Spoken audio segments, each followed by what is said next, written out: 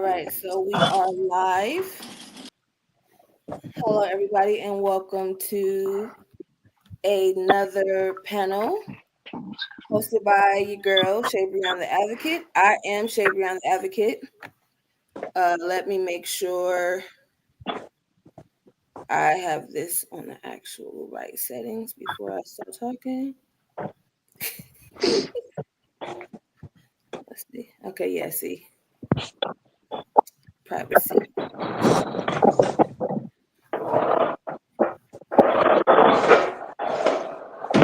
Okay, can everybody mute their devices until it's time to introduce yourself?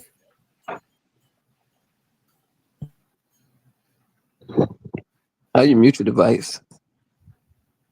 It should say like on the mic, you just press mute. Oh, I got it. Okay.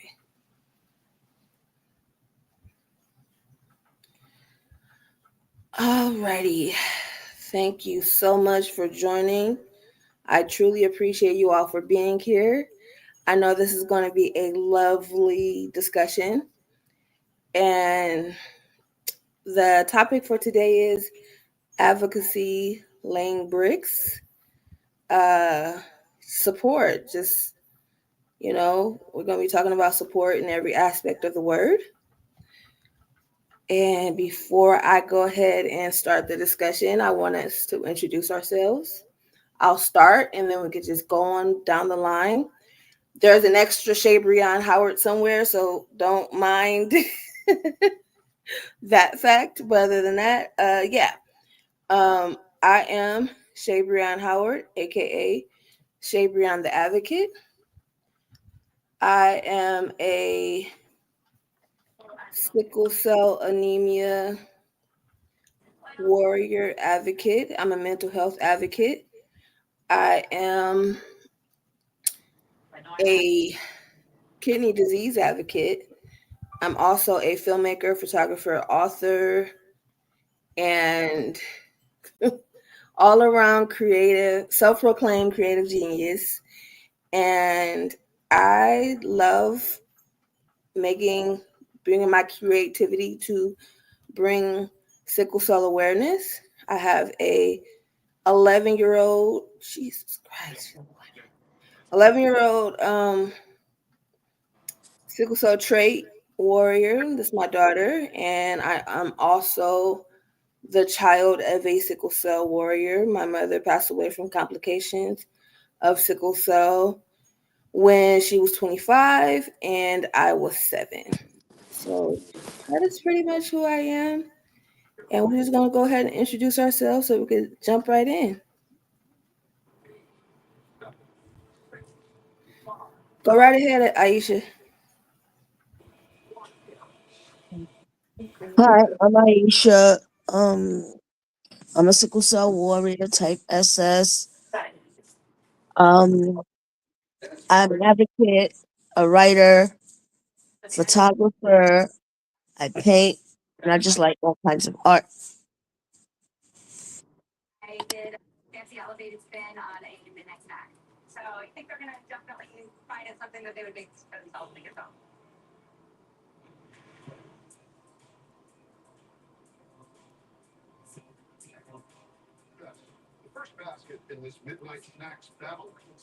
I think you muted yourself, Shabrion.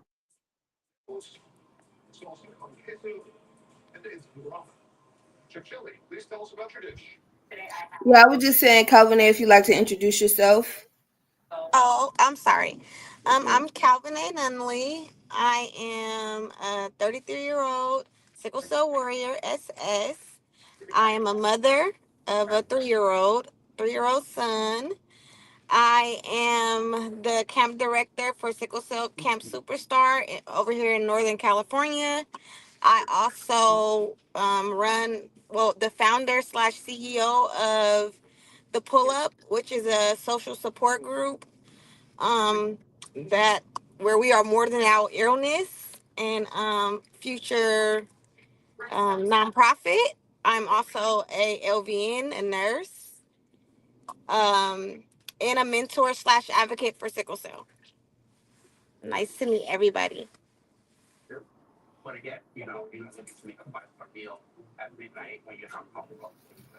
Go ahead, James. You forgot What's me. up, everybody? I'm I need to James, send you. 40, Sickle Cell SS, two kids, poet, advocate, and just got into speaking for healthier eating. And yeah, that sums it up right there.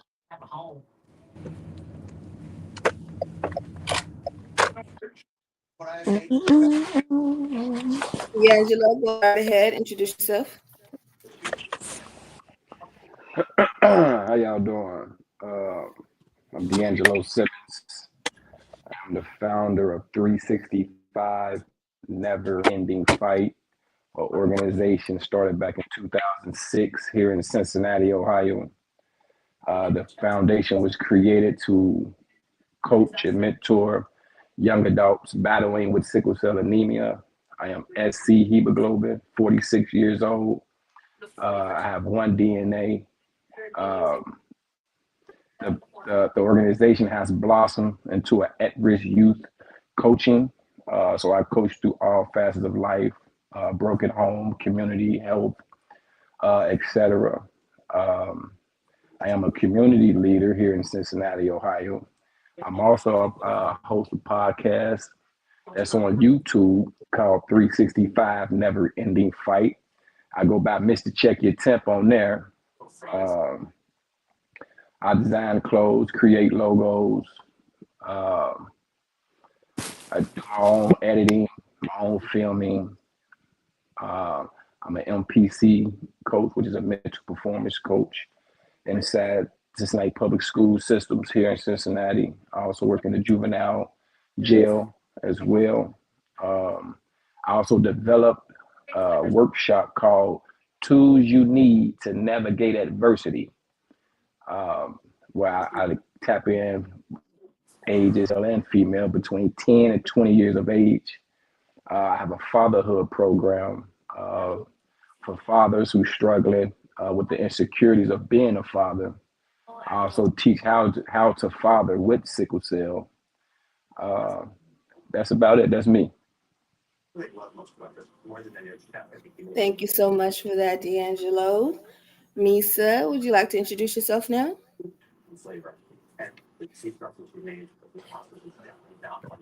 Hello, my name is Misa Masters. I am a sickle cell advocate, gym owner, master trainer, and also nutritionist.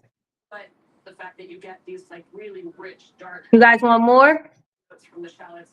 I specialize in strength training. I love one thing that I love to do in my field is build the hourglass female figure. I help people gain healthy weight, lose healthy weight, maintain weight. Um, I also um, am a public speaker. Um, and I have a son that's 18, and I am married of 22 years. Well, I've been married 15 years, but with my husband for 22 years. Awesome. Thank you so much for joining us tonight. Okay, Dorian, you ready to introduce yourself? Oh, sure. Hi, everybody. How's everybody doing this evening?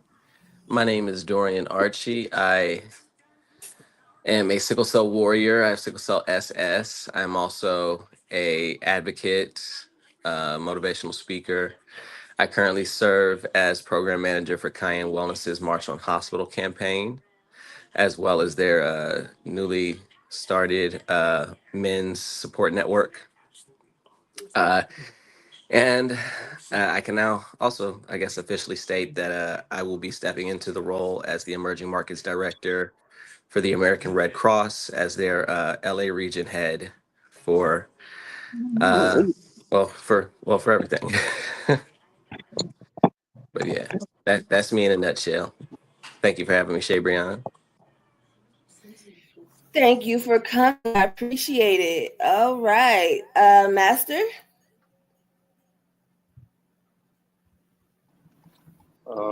Yeah, my name is Master Burt, and I'm an artist and a father from Chicago, Illinois. Yeah, I'm always going to be brief. I understand. All right. Let's go ahead and jump right on into it. Again, I just wanted to thank you all for joining. You could be anywhere else, but you're here right now having this conversation, and it means a lot to me. And I know it means a lot to the community. So, without further ado, let's go ahead and hop right in it. Today's topic is advocates laying bricks, what support or lack of can do to impact a patient's life and legacy. Okay. Um, that is a mouthful that I just said. I know it's a lot to unpack when we talk about support. So we're going to try to, quickly, but also really dive into what that actually means and what it means to us personally as advocates in this whole community. Okay. Um, the first question is, do you feel support in your advocacy journey by your family? Who would like to go first? I'm not going to just popcorn people. I just, you know, I'll go first. go ahead. Um, like, do I feel support in my advocacy from my family? No. I don't feel like when it comes to my father, feel like he'll like, oh, you're doing that? Okay. How much are you getting paid for it? Not necessarily, oh, that's a good thing. Keep it going. But it's how much you get paid for it. Um, some people around me might be like, oh, that's a good thing. Keep up the good work. But family, like actual blood family, no, absolutely not. Yeah, I can hop in there next and say, like in some ways, yes, there's kind of like when I post something or do whatever, post these things here, there, the cousins and the family members, oh, great job, posting in the comments. If we're talking about that, then sure. But in terms of, it's like, okay, you commented great job, because I'm going to be doing it, or you saw the flyer for it, but did you actually show up to the event? Did you actually show up and tune in? Did you share it? Did you do those kinds of things? Because to me, that's what says you're supporting the advocacy, that you Right. actually see the advocacy that I'm trying to promote and stand up for, and that you support that too. And I think for me, it's almost the same thing in relation to the sickle cell. It's like if I'm in the hospital, yeah, you there to show up or whatever, you'll support that. But it's all those other small moments along the way as a warrior that we also need support in that we really don't see. And I think the advocacy world for me has been the same way in terms of my family. Maybe my mom and dad are more supportive, but not really. Does anybody on the panel who do have a lot of support from their family? Who does? I have a lot of support from my husband. Um, that's probably would be it. So I guess that's a no. I don't really deal with a lot of my family. Um, I grew up in mostly foster care, so that's probably why we don't really have relationships. I don't have a lot of relationships with the people in my family. We don't know each other that well. I do have a sister and have a brother, but we're not really close for no particular reason. Then I think that maybe just because I grew up in foster care and we didn't establish that, from the beginning. But my husband is my family and he supports me 100%. Okay.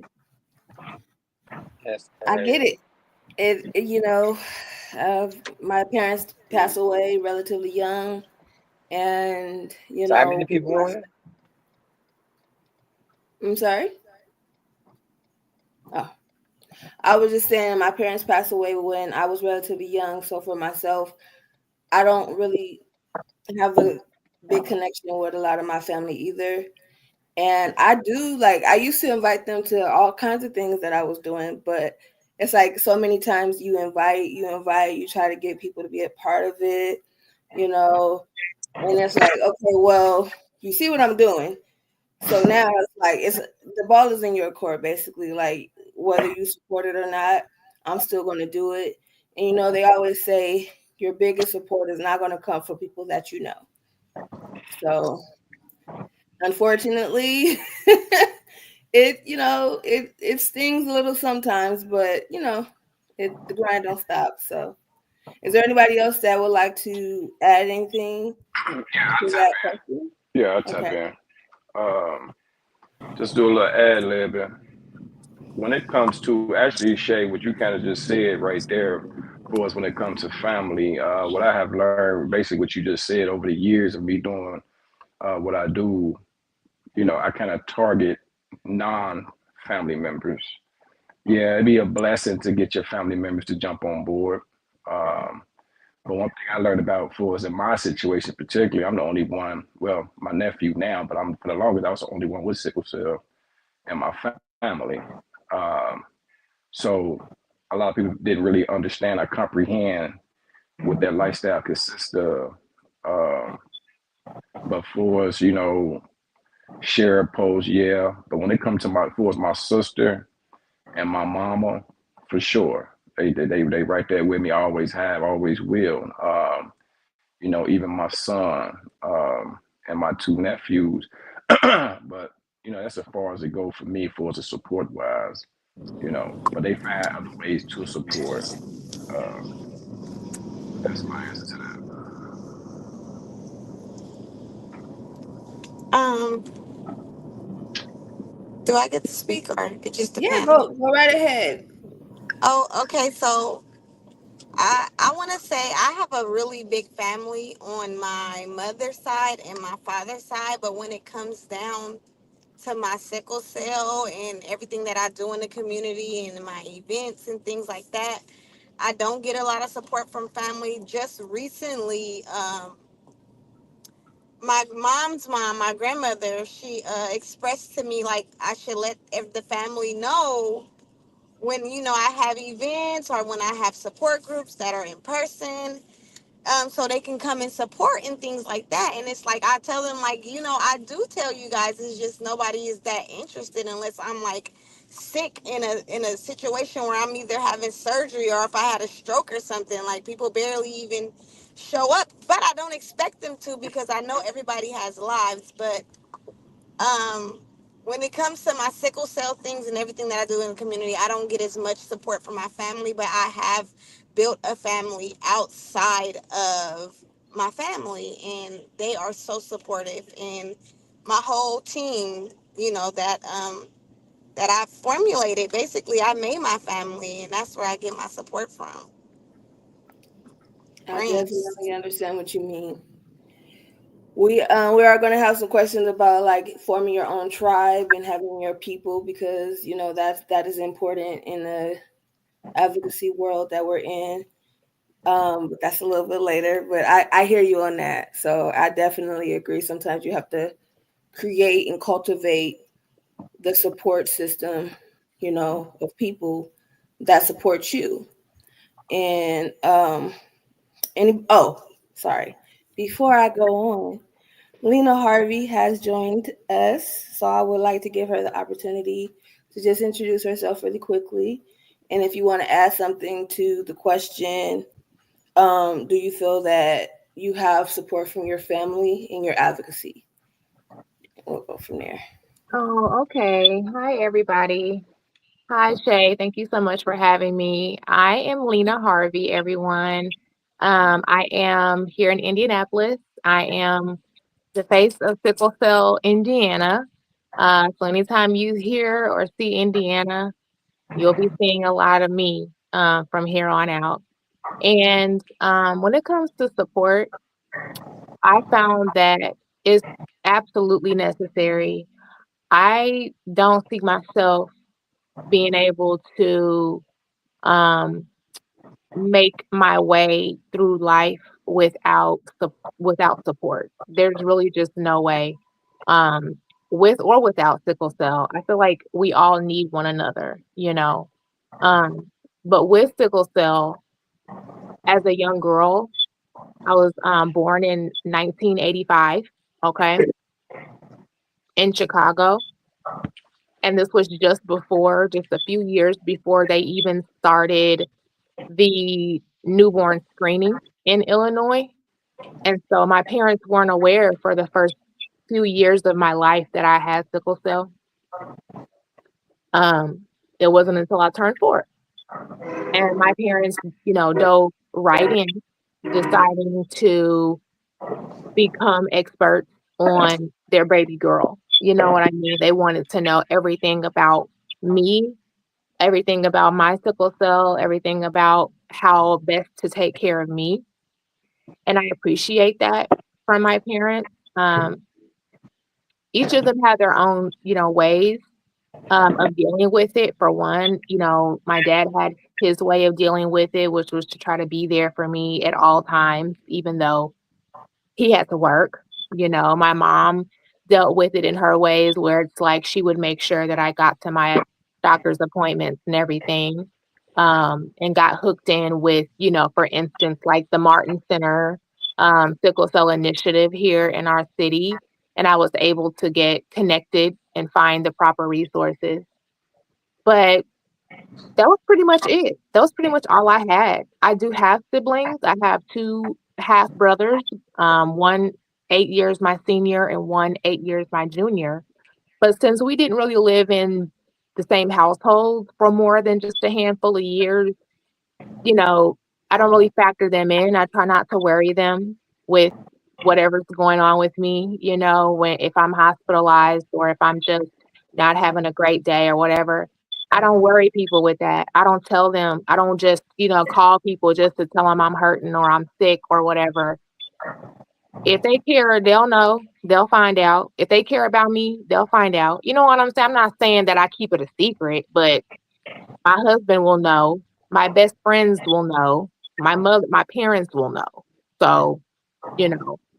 But when I was 15 is when I actually met my husband. Yes, we were high school sweethearts. So we have one of those very sickening sweet love stories that you just think are too good to be true.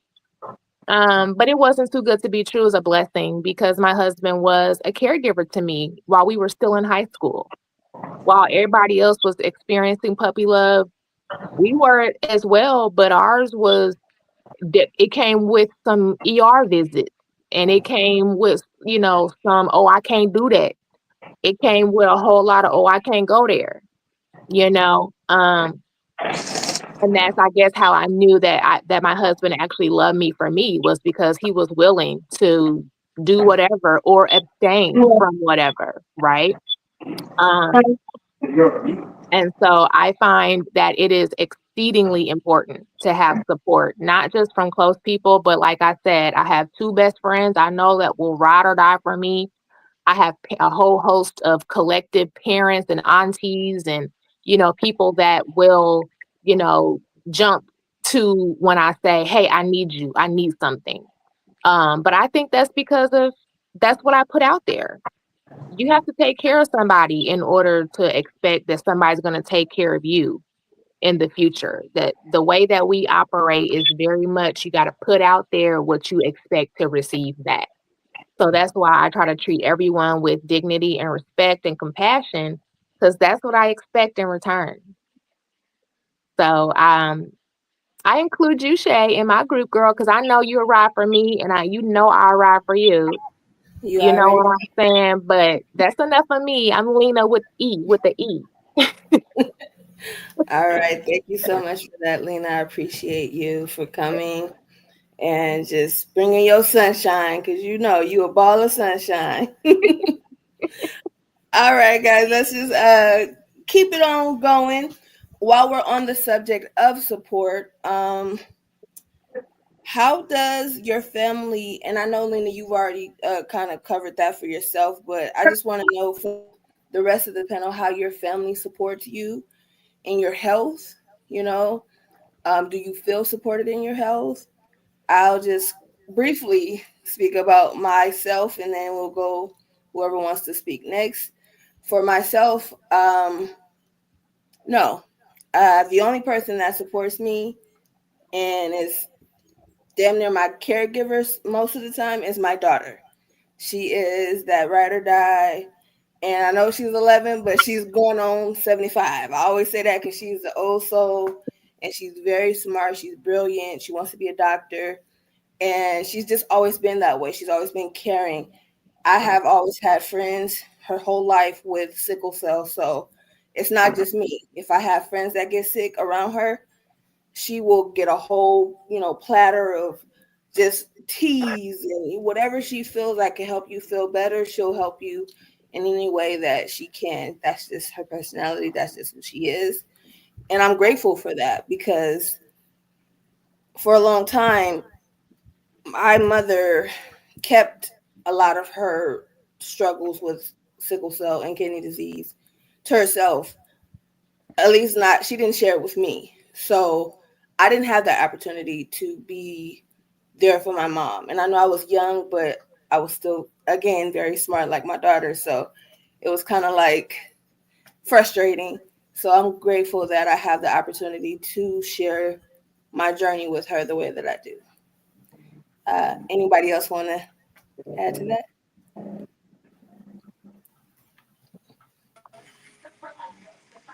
Yeah, I'll add to it. Um, I could say the only two people that I really count on is my mother and my oldest daughter. I think those are the two people that I kind of count on. But other than that, Sure, I'll add. hmm? Anybody else talk? Wait, Yeah, he was James was still talking. talking. Yeah, Okay, James was talking really quick, and then you can add Calvin A as soon as he I'm Oh, started. but sorry. I'll yeah, put other myself. than that, yeah, I'm by myself. So, but yeah, you can go ahead, whoever that was. I don't know who that was.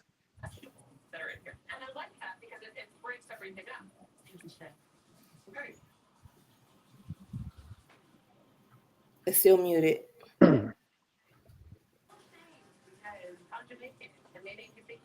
Calvin A, did you want to add to that? Oh, I was just saying, like I said, I'm an only child on my mom's side, but my mom's sister had 10 kids. And so I'm like the middle cousin. And all my cousins, they there for me. We have our little ups and downs, but whenever I need something, especially when I get sick and my baby needs to be looked after, them and my baby daddy, my baby father, they're very supportive of me. My mother too. I have a very supportive family. I have a big family. And when I need something and I say I need it, then they come.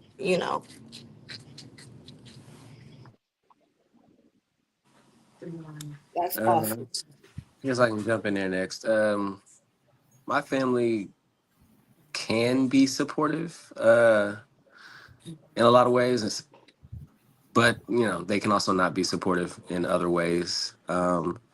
Like if I'm fundraising or something like that, then my mom's side of the family, a lot of doctors and lawyers and politician type people, they'll donate money, but it's kind of like they show up in some ways, and then in other ways, it's kind of like you know, God forbid they gotta like call me and say something while I'm in the hospital. I don't know. I think that would be like the hardest thing in the world for I think a lot of them. But my dad's side of the family, on the other hand, they're they always they've always been there at least when I'm in the hospital.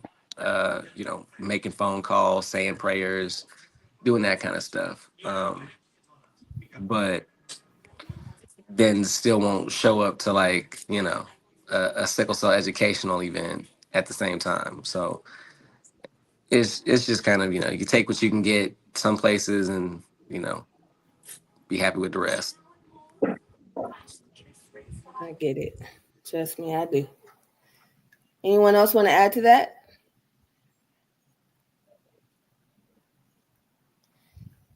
All right, moving right along.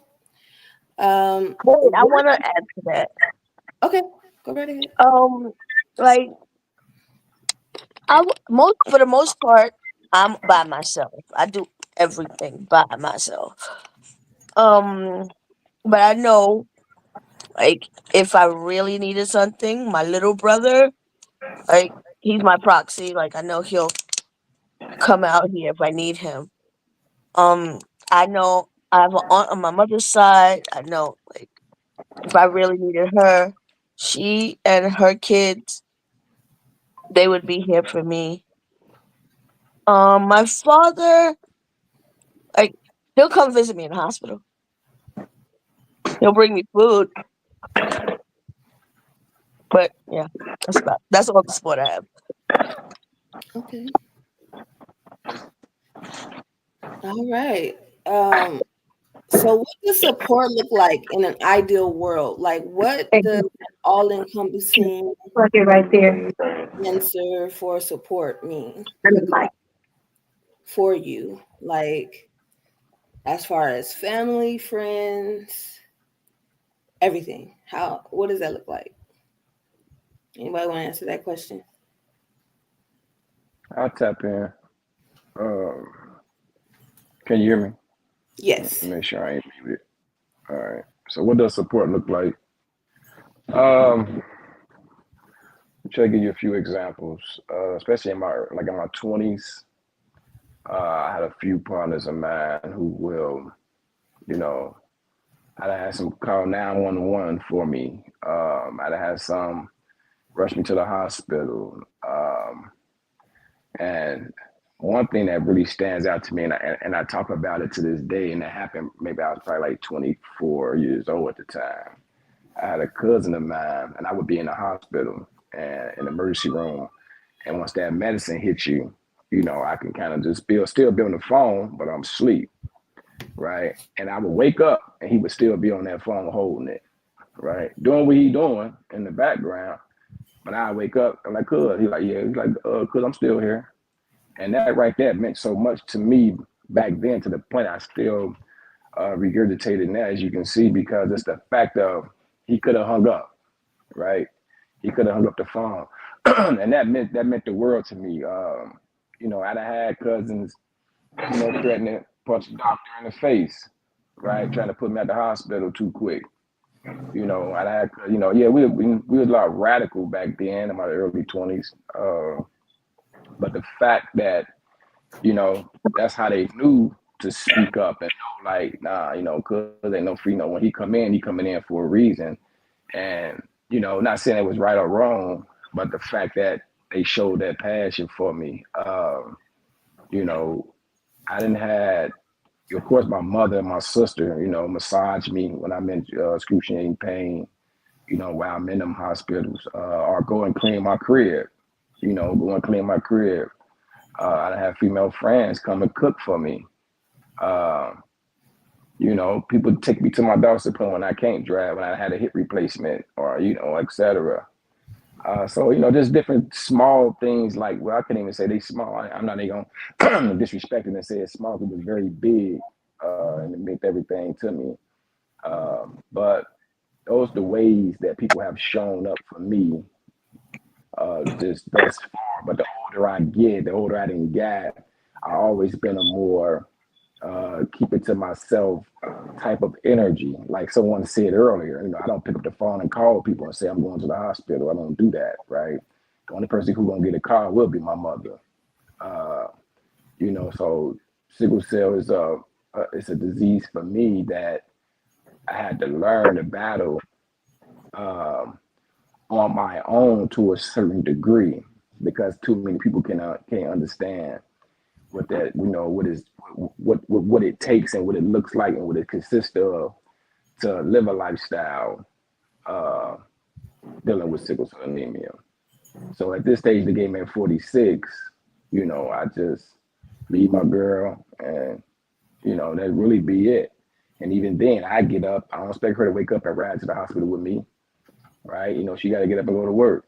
I take myself. She come. If it's that bad, I call 911, right? So that's just how it is for me now. But that's it. All right. Anybody else? I guess I'll go. Like my back when I was a kid, I guess I had the ideal of what support is. My mom, She was always there, and I guess that's typical with any good mom. Like my mom would spend the night with me in the hospital. She was there in the hospital with me every day. Made sure I had what I needed. If I had surgery, she was there with me overnight. And now that I'm an adult, I'm not expecting all of that. I get sick a lot. I'm not expecting people to come visit me every time I'm in the hospital. But to me, support now would be like just checking on me every now and then. Oh, do you need something to eat? Like, are you feeling lonely? Do you want company? Um, like around the time like bills are due. Like, do you need help like paying your bills? Not asking you to spend your own money on my bills, but oh, do you need me to put money in this bill or whatever? You pay me later, or you send me the money, like something like that. To me, that would be support. Like, I'm not expecting people to be like, "Oh, Aisha, how you doing?" Every day. No, like I said, I'm always in pain. I'm always sick, and or like also when it comes to family, I would think it'd be support to want to do activities with me and not be like, "Oh well, I don't want to do. Oh, I'm not gonna invite her. And I'm not gonna call her because she's always sick anyway. She's not gonna come, or she's gonna say she can't make it." Like to attempt You want to be that. included. Yes. Yeah. Okay. That makes perfect sense. I think that what I'm hearing from you all is, for those of you who have spoken, is that support, the ideal support looks different in different stages of your life. So, from when you were younger, it looked a lot different. From now, as an adult, there are things, and I guess there's a level of understanding that we have to go through as patients ourselves, dealing with this illness, knowing how, you know, I, the word I want to use is unpredictable. This this illness can be at several different inopportunistic times, because it's always the worst time. It's never the best time. So just having that, support, just having someone to speak to, having, someone to actually be there. And I get it, because like even for myself, I don't really expect much from anybody either. I think more so I would like more so people to just look out for my daughter more so and see how she's doing, and just,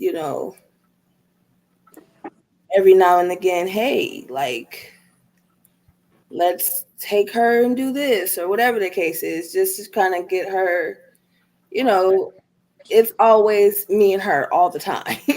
And as lovely as that is, and as amazing of a relationship as that I have with her, I feel like everybody needs a breather, like she should have that right as well. That's why I let her go with her friends and stuff.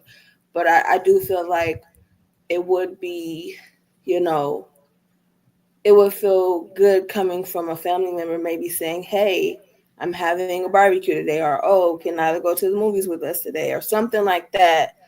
That'll, like I said, give my child a little breather away from me, just from having to see me, because I'm sick. So it's like, of course, I don't present myself that way. And it's not like, oh, I'm sick all the time, but it's a hard thing dealing with sickle cell personally, when they have to see you personally pick up that bag on your back and carry it. That's a lot for somebody who loves you to watch, to have happen. So I think for myself, that is like probably the most ideal thing that I would change about our circumstances, and situation, should I say. Is there anyone else who would like to add to that before we move Yeah, further? yeah, I want to add to that. Okay. I think in a nutshell, what most of us is saying is show up, be present. It's that simple. Just be present. Maybe ask what we might need because it always changes.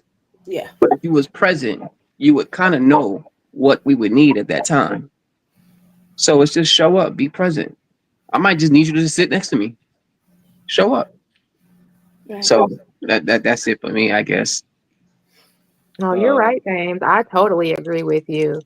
I absolutely agree with you. There's been many a night that I literally laid in my bed crying, right? Because I'm in so much pain or I've been in pain for so long, right? Too many days in a row, right, of that high pain. And I just needed my husband to hold my hand while I cried and sobbed, you know? And then there's times where like I might be okay, but I have a sickle cell friend that needs some support, right? It might not always be me, but since I'm an advocate and there's people in my city that I know, they know me when something's going on, they know they can call me and I'll show up there if I can, right? I might need something for them Right. because I'm all good. Um, or like when we organize and have our advocacy day downtown at our state house, and we go through all this trouble to bring in the blood center so that we can encourage people to donate blood, right? Because we need blood and we need our blood. We need black blood heals black people. That's a proven fact. Okay, we need that, right? And it's like pulling teeth to get people to just donate a little bit of blood. And I'm looking at them going, are you really going to sit here and say and tell me that you're afraid of needles after everything I have to go through? How dare you? It's the You one with know? the And tattoos and yeah, the needles. yeah, Like, okay, thank you. yeah. It's Thank you. stuff like that. It's like if collectively, if we all just donated 1% more of blood in our country, there would be no blood shortages. All we need is 1% more. But since it's not mandatory and since it's not one of those things that anyone really cares about until they need it, until something happens like a car accident or whatever, and they need like copious amounts of blood, they don't think about it. It's the one thing we cannot synthesize, right? I can't even get people to do that. I cannot even get people to just donate blood one time. I'm not asking everyone to become a regular donor. It's just that what I've learned and what I've been able to discern when I walk into certain spaces with certain people is that they are terrified of chronic illness. They're absolutely terrified of pain. And we represent both of those things. When people see us, they don't see us. They see the thing that they're afraid of, which is pain a lot of the time. Yeah. And so that's what I think that we're running into when we run into that lack of um, support is because people see us as a reminder of painful things that they don't want to think about and they don't want to be bothered with. I've had somebody say that to me before, actually. Why they don't go to the hospitals because every time they come visit me in the hospital, it's a reminder of what they lost and stuff like that. Yeah, So, they're triggered. Yeah. so it's funny you say that. I've heard Yeah, that. yeah, yeah. yeah. For But me, people don't uh, realize that we get triggered too by yeah, going to the hospital. I Exactly. was just gonna say that. I was just gonna say that. Like I've had like growing up like male friends that like will be solid with me and spend come over my house because I've been pretty independent for a very long time, and it's just like when I get in the hospital, ain't nobody there. But when I'm out, everybody want to be around me. I'm like, I had to really cut a lot of people off because of that. Because they say like, I'm triggered or oh, the hospital ain't a place for me to be at. But if you love me like you say you do, and I'm your friend, you would come and visit me. You know what I mean? And Yeah. just like you just said, I'm triggered by the come having to come here all the time too. Mhm. And I Yeah, just but feel they have a like, choice. You don't. huh? They have a choice. You don't.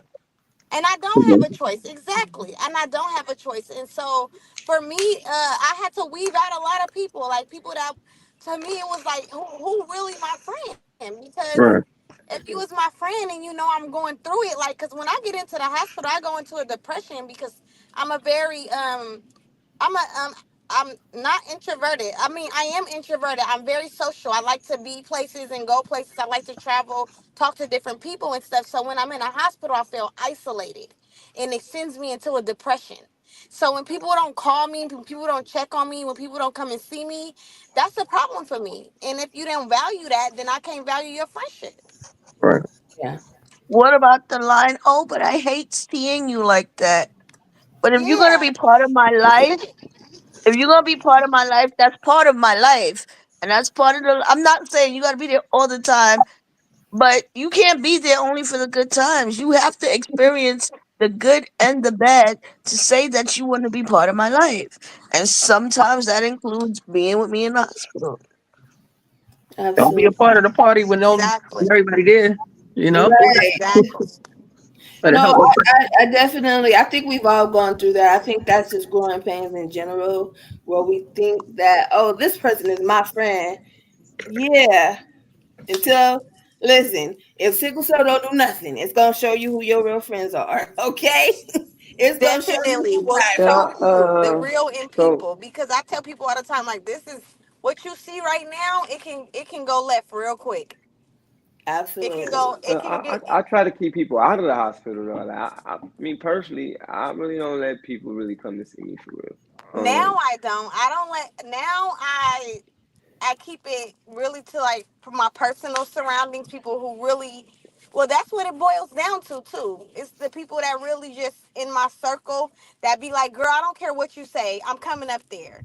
Like my friends, yeah, I like, oh just no, and most of these friends are my sickle cell friends. You know what I mean? Like, I'm coming to bring you some pajamas, or I'm coming to wash your hair for you because you've been in there for too long. Like, that's love. Like, Yeah, yeah, absolutely. I just don't I don't like especially like my little cousins and certain people. Like I don't let nobody see me in a weak state. Uh, so I don't let people come really to see me. Plus, I just always have been like used to being in the hospital by myself. I'm normally the support. Um, and so with me being the support, like I do have, let's say, like my buddy Jay. Like I know I could call his mother at any given time. He passed away, but I know I could call his mother at any given time, because of how much I was there for him, and even like just being family to them. When he was living.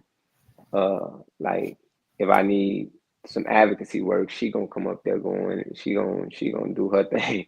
When she come up there, she don't really play. So I know that that's a person, that I do have. But as far as family members though, like not so much. You know what I mean? But I'm cool with that because me being in the hospital all of the time by myself as a kid has made me comfortable being in the hospital by myself as an adult. You know what I'm saying? So that's why I don't really, it might be a lady friend. The only thing I expect is one particular person, uh, one of my friends, to take care of my daughter. That's all I really care about, really. Okay. Before we move on, Marlene, I see that you joined us. If you just want to, introduce yourself, and if you have anything to add to the question, what does support look like for you in an ideal world? Hi everyone.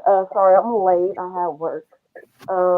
But I'm Marlene Ross. I'm a sickle cell warrior 39 located in Oakland. And support for me, an ideal support is basically my family and my close friends. Also the different support groups that I'm involved in, the pull up that Calvin A hosts. My family is my main support system. Um, They're always there for me. somehow, regardless of all of our schedules, we're all very busy. We all somehow make it happen and are there for each other. So that's my biggest support system. Okay. Thank you so much for joining. We truly appreciate it. And yeah, anybody else want to add before we move on?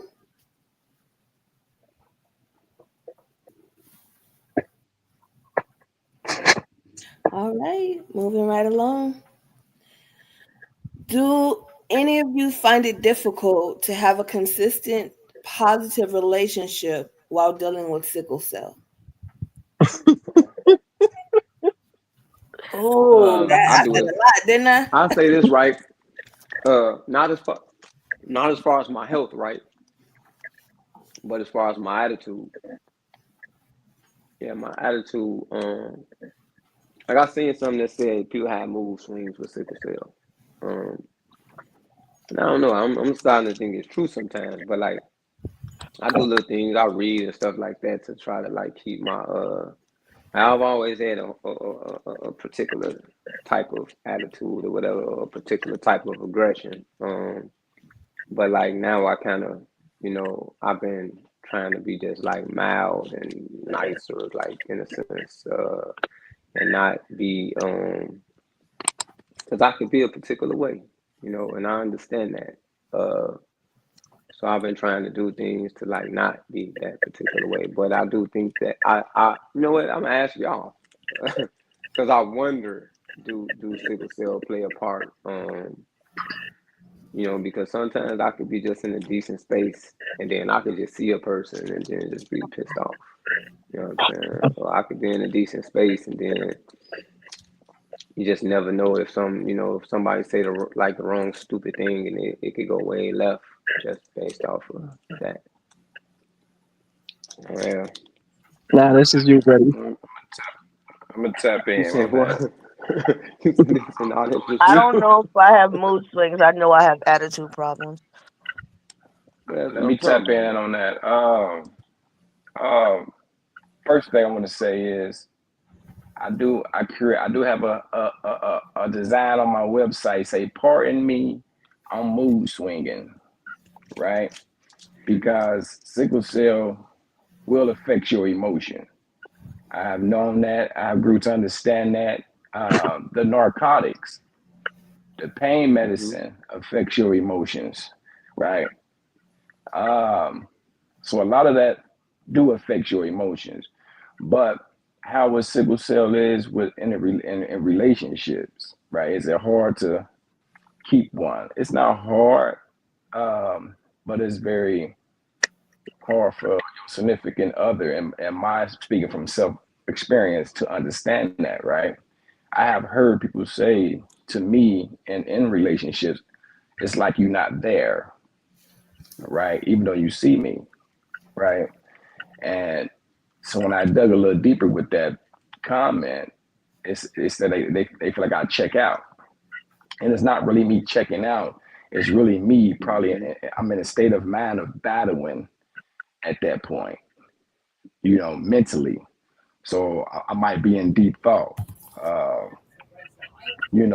and one thing about relationships I understand is, your significant other always compare you to someone else in some shape or form. They're just saying, me, my personal opinion, that's a human nature thing, right? How you with your working capability, right? How you able to perform and participate in your household. You will get judged on that, right? In the beginning, when you first get in relationships, it's like, oh, he always in a hospital, or it's this, is that, right? So sickle cell has affected my relationships, the few that I had. Um, but when it comes to me just battling with sickle cell, I do zone out. I do keep it to myself sometimes because I have been doing it alone. So I might not include my significant other until I necessarily have to. So and with me, it looks different. It looks like I'm not present. I'm here. You see me in the flesh, but emotionally, I need my energy to battle this chronic illness. So a lot of things I don't really tolerate, right? A lot of things I might not deal with, a lot of things I might not speak on because it could trigger an episode. It could trigger me to be in a crisis. It's a lot of things that I have learned to stay away from when it dealing with certain relationships, right? I have learned that, I cannot go from a 0 to 100 real quick, as people say, right? Because that trigger a crisis, right? I learned that everything don't need my response. Mm-hmm. Um, I speak when I have to. I speak when needed. Um, so it's a lot of things I have learned and mastered, and and still learning, dealing with relationships because your significant other do need you to show up, right? Your significant other needs you in certain ways, right? But you know, I know I show up. That's why. But it's like, but when it's time to fight sickle cell, I don't have no energy for nothing else. And I learned that. I don't have no toleration for nothing else, and my moods do fluctuate. So this is why I will zone out because my mood do fluctuate. Right? You walking in pain. Sometimes it shows on my face. Some people could think I have attitude, but in reality, I'm just, when you're in pain, a lot of the times that pain face can get stuck on your face, right? Even though you don't have attitude, right? But yeah, it gets tricky to be in a relationship with sickle cell, but it's very possible, and it's very possible for it to be successful. This I is have a what I question for learned is men all about too. hand picking your. It's all about hand picking your mates and hand picking and making decisions. When it's not healthy no more. But I'm gonna leave it at that. Uh, Yeah, for the completely men, I had a question. So in relationship, we understand that, like the man do the manly things, right? What one would consider the manly things. And so, you know, women, you all going to find a man and they going to take care of y'all. They got the physical part versus with us, the physical part is on us. So, it could be something you can do a million things, but the one time that you say you can't cut the grass or fix the brakes or something like that, you turn lazy versus. And so in a sense, right, we when it comes to like females past, men really kind of like cater to their past, like the things that they've been through. But men don't always get that same um they don't always men don't always like receive that. You know what I'm saying? Where they get that understanding grace. of yeah, that same grace. Thanks. But yeah, we don't always get that same grace, that we would give, because uh I'm trying to think of something less that like again, I'll just go with like the grass being cut. Like the grass need to be cut, and that's all a lot of times that they care about. You know what I mean? Like oh, you in the crowd, like they don't get, like wait, like even if it's just like wait till later, like wait till let me take these meds or whatever, and I might be able to get to that for you. Or guess what? It might be just that it's hot as hell outside, and I can't be on that today. You know what I mean? I can't go out there in Chicago. Like you can't go out there and just shovel. You know what I'm saying? Because that might end me up somewhere where it won't end you up at. And I don't think that that's I it, feel if you it got a ain't the good enough same. woman, she's gonna be like, okay, my man can't do this, and Yes, I'm capable, so I'm gonna go yes, do it.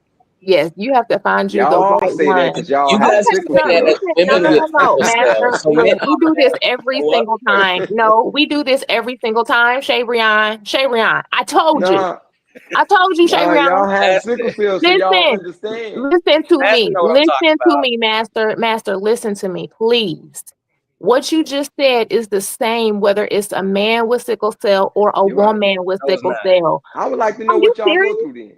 Are you serious right now? Because I'm not saying that y'all don't. By the way, I wanted you to Look, know okay, that. but all I'm gonna say is that what you have to understand. If your woman is expecting you to cut the Because it grass, might be a situation, where the man wants y'all to be physical and y'all can't do that. what do you Want think to be my physical. husband That's a expects difference. from I me, mean, I master? understand that. Master, what do you think my husband expects from Not me? to cut the grass. Oh, you know what? It's not cutting the grass. Do you guys think that cutting the grass is less or It more could be something energy where than they can't having stand sex up with and your cook, I partner? guess. Is I cutting don't the know. grass Like, more? but Is it harder It's work? apples and oranges, but I think to try and Grass compare is because me harder. and Lena go Because back and that's what forth, I yo. think you're. those. That's what I think you're saying right now is that what Yeah, women have sex, to go through sex isn't and is cutting not grass is nearly sex and as cutting much. grass is different. Cutting grass is definitely a hard thing. I Master, couldn't hear you, master, Lena. That's you're not gonna. apples and oranges. I think trying Okay, to No, but compare we'll those leave two it at different apples and dynamics oranges. it's is pretty much the apples. same. Like as a woman, It's like not me if you talking, got Lena. kids, Don't do if that. you got Don't do that, master. Don't do if that, you master. got Don't It's do kids me that. as a talking. woman, your man is expecting you to take care of the kids, keep the house clean, cook. And if you get sick, is your man gonna be okay? I'm taking care of the kids. I'm gonna clean the house. I'm gonna cook. I'm taking the kids to this You sport, that should. sport, whatever activity they Hey, got. Yes. Most of the Yes, hold time, on you he's first. should. already doing Listen, those Lena, things, that wasn't even regardless of me whether he's talking. sick or he's doing it while he's sick. You I still know saying it mine? wasn't you, Master. I know it Oh, wasn't you. okay. I guess it All doesn't right. matter. You're the one that starts this conversation every single time we get on here is about what men are not getting. I'm sorry you're not I getting didn't it. say what I'm men. I didn't sorry say that what you're men not wasn't getting it, getting. That's not what I Master. said. That's not what I said. Okay, whatever. What I want to say is this. There Calm are down. plenty of times that I have not been able to perform for my husband. Okay, it may not be cutting the grass. It feels just as minimizing.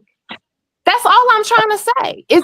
I feel just as small and teeny tiny as you do as a man when you can't perform as when I cannot perform. I can When get what y'all you're can saying. perform. Do you not believe that? Who? I can see You that talking to me? messing with you. I That's can see that messing with completely your fair. confidence. I can see that.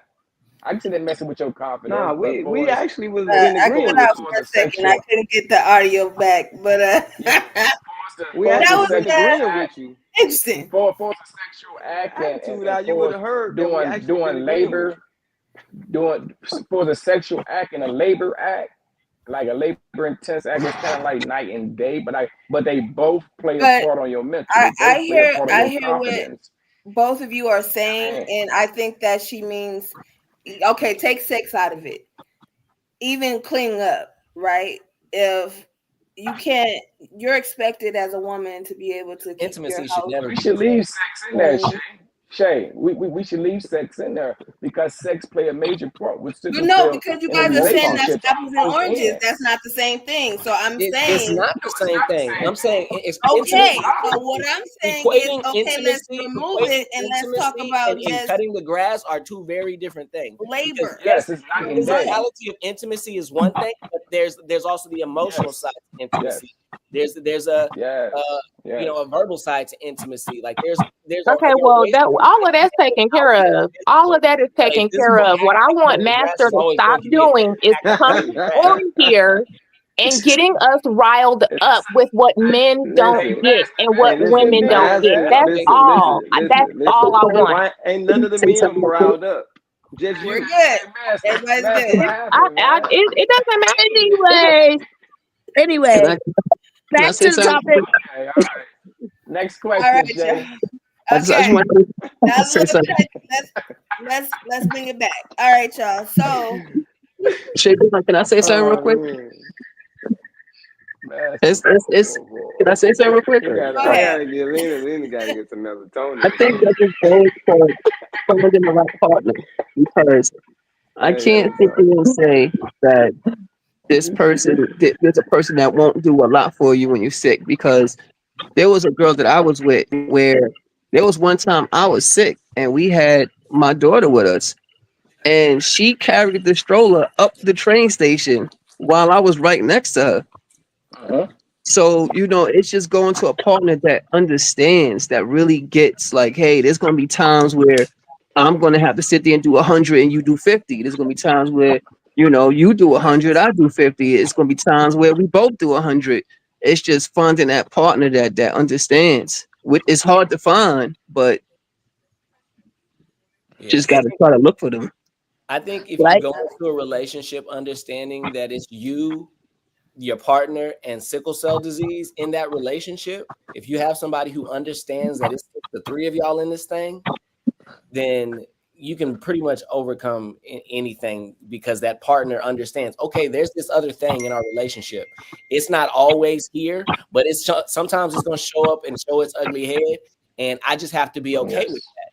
I have to be okay with the times that he can't be, 100%. I have to be okay with the times that I have to pick up some slack. I have to be okay with the times that he's a little irritable and short tempered. I have to be okay with the times he's completely assed out in the hospital for a week and I have to pick up all the slack at home. It's just understanding those dynamics. And then as a warrior, being that person who goes, man, I've been out completely for a week and my wife had to pick up the slack. How can I show up now for her? And it's just understanding how you can offset those dynamics with each other, but it takes communication and it takes understanding and willingness. And as long as you got willingness and understanding, it ain't nothing the two of you can't get past. But you got to have that first. Absolutely. like Um, I know when it comes to my relationships, like friends and everything. Like when I first, like in any type of relationship I get into, like I'm one of those people that right off the bat, I'm letting you know about my sickle cell, and I'm letting you know how bad my sickle cell is. Like, don't say, "Oh, I have a friend with sickle cell. I have a cousin with sickle cell." Okay, their sickle cell is not my sickle cell. That's one thing. And I pretty much live in the hospital. Like, there's gonna be times I could do, but I pretty much can't do much for you. I'm a good listener, but like, I can't do much for you. I can't say, "Oh, I'm gonna be there when you get sick." I want to, but I can't. And so, like a lot of times in relationships I've had since I was a kid, it's just that a lot of people are like, "Oh yeah, I can do this," and then after a while they get tired of it. "Oh well, you're always sick, or you can never do anything." That kind of attitude. And so I'm at the point now where, like, okay, I'm expecting you to walk out my life. You're gonna be here for a period of time. I'm expecting you to be here for as long as you think you can handle this. But I'm not expecting you to stay. If you stay, I'm happy. If you don't, I guess I'll just keep it pushing. I mean, yeah. I think you all made very valid points. I think there is no wrong answer to this because that's the thing. Talking about relationships and how to have a successful relationship, is it can, bring up emotions and questions. And none of this dialogue was bad, and I'm grateful for all of it. And I know that there is a lot more to offer on that subject, but we got other things we got to talk about. That's a whole nother ball game. Um, we could Need come a back. whole segment on that. Right, I was about to say we could come back and talk about relationships next if that's what you all wants to. What you all want to do? We're always making somebody mad. Nyla, move your head. But yeah, so let's I go don't. right ahead. What happened? Now I was talking to James. I know Now go ahead. James funny gonna, but I'll make somebody mad. uh I'm being nice, man. All right. So this is a big one for me. Have any of you ever suffered from imposter syndrome, dealing with your illness, and just a lot of us are, we've accomplished a lot of things, a lot of great things. We're doing great things. So do you ever go through imposter syndrome? And what does that look like if so? And how do you break out of it? Um, I think I can speak to that because I want to say up until I was about 20. when I had a massive stroke where it paralyzed my right side and took away my speech. I didn't tell people I had sickle cell because I functioned so well, and every time I would be in a hospital or anything like that, I would make up some type of story or something like I was doing something amazing. But it wasn't until like I feel like this is what I feel. I feel like God sat me down. God sat me down and slowed me up. Like, why aren't you being who you really are? I also had this defense mechanism. Like I always fought. I used to be in the streets. I used to fight a lot. I used to like anybody who looked at me wrong said something to me, I just fought because I kind of was I wasn't accepting of who I was with sickle cell. And so I posed as a lot of, I pretended a lot until I had that Mm. stroke. And then, like I said, it sat me down and made me like live in my reality. And so that's how I came out of mine. I had a couple of epiphanies. And I literally started fighting for my cause instead of fighting people. I literally had nothing to prove to nobody no more. I literally just became a better person after the stroke, though.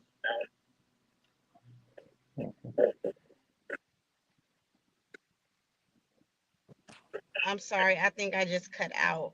My phone and everything just cut out. I'll be right back.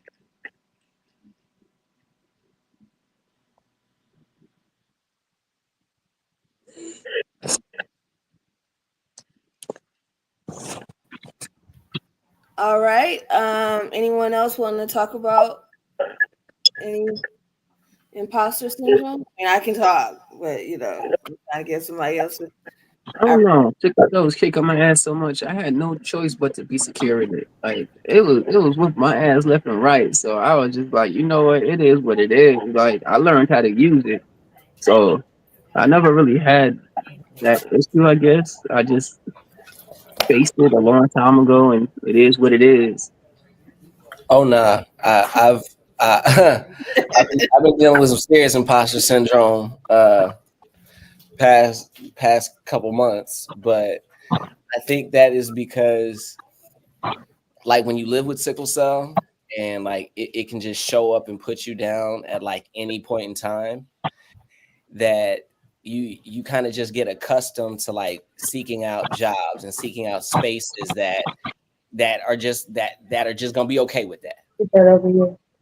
And, You should don't and do it over here at all. right, like it's like you put yourself out there and then you want the world to accept you, you want them to see shine, be your best self, and it's like you're not bringing 100% to the ball game. You're not like putting your best foot forward, but sometimes they still accept that as if you've, I don't know, put on like the best thing in the world, and it's like, yo, that like I literally pulled that out my ass at the in the last quarter, like coming off the heels of a crisis like that I had no idea was going to show up, and somehow they were still like, oh my god, oh that was amazing, and it's like if you only knew.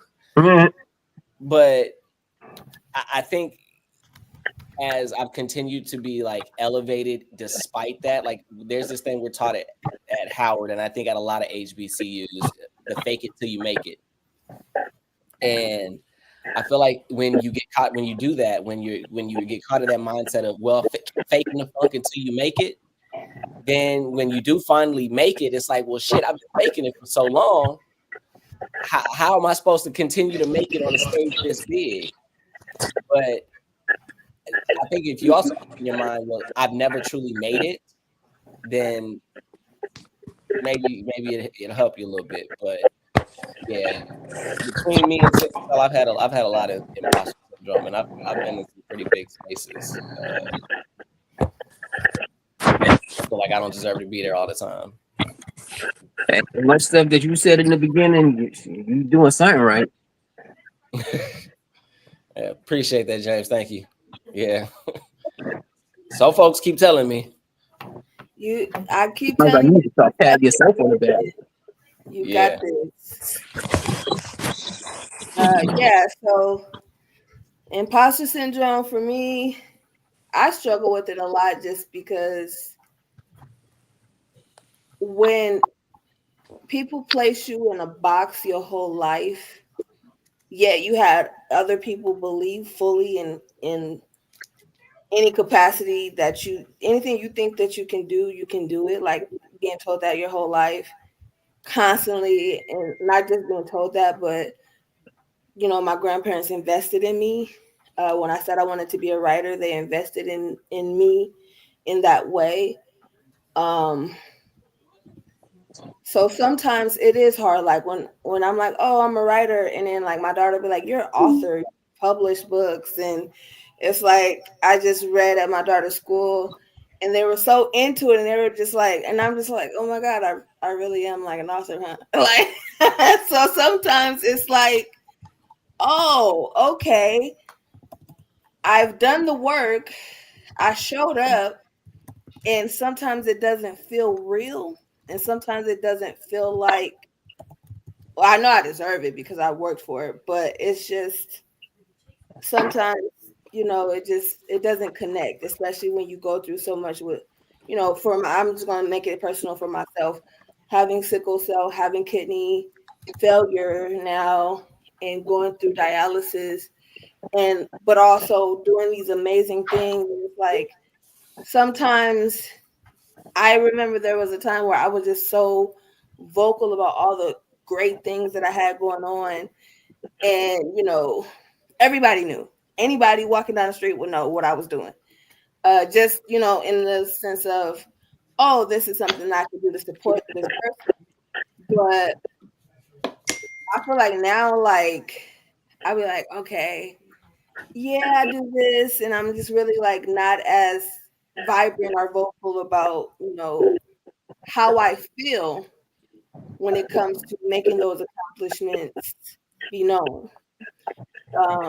So I think that when I go through that, I have to just kind of check myself a little bit, because again, sickle cell will trick you and trick your mind into thinking, oh, what have you really done? Like you're sick.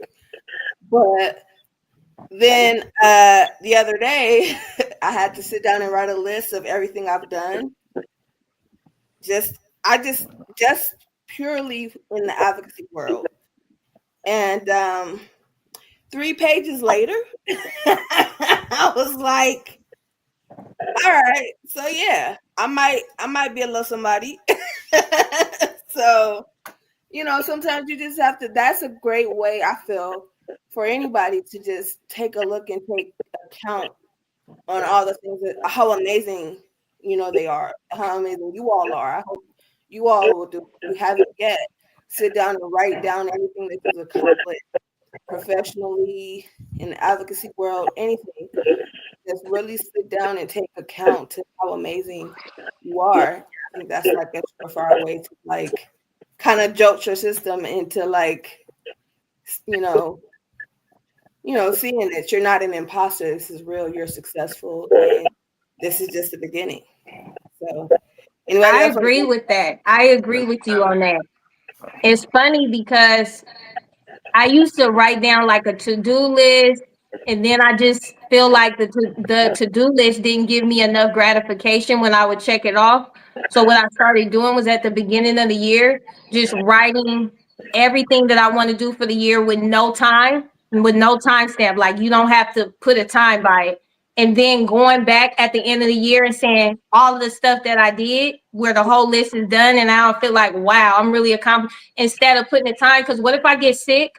What if I can't do something that I put a time date on or a timestamp on, and then I feel less adequate because of that? So just monitoring, kind of like what I'm doing so closely wasn't good for me. It was better to make a yearly like plan of what I want to accomplish in the year, and then just going through those things without the timestamp. So I really love that. That really helped me. I like that idea. I just want to tap in on that. For what I hear a lot of y'all say, and I know one thing with me, right?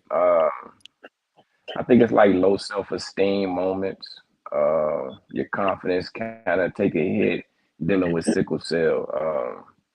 So sometimes you have to get in that mirror and remind yourself who you are, right? And things that you've done. That's what I have done. One thing I learned is having sickle cell and you lose jobs off of sickle cell, right? You get fired, right? They fire you while you in the hospital, right? So losing job, that kind of take a hit on your self-esteem too. So you have these moments where you start second guess your capability, and then you look at everyone, you look at other people, um, and then sometimes you start asking yourself, you start getting mad at yourself because you're dealing with sickle cell, something that you didn't ask for, and it's kind of limiting your progress, right?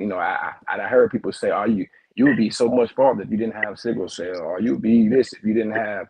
Right. So sometimes, what I learned was is to take them baby steps and them goals, right? Like what I hear y'all say, it was times where I wrote out a list of 15 goals and I lost the paper and I might found the paper 5, 6, 7 years later and realized that I didn't hit out of 10, I didn't hit six, right? So I'm like, man, I didn't even know that I hit these goals, right? So I learned to set small goals, and once I hit them, that reminds me of who I am, right? Then I look at my son, and one thing, yeah, I done lost a lot of jobs dealing with sickle cell. Sickle cell, and slowed me down where I had to hit the reset button. But as a father, that's the only thing I never stopped at. Nothing slowed me down when it came to raising my son and raising and having a hand in raising my nephews, even my stepson.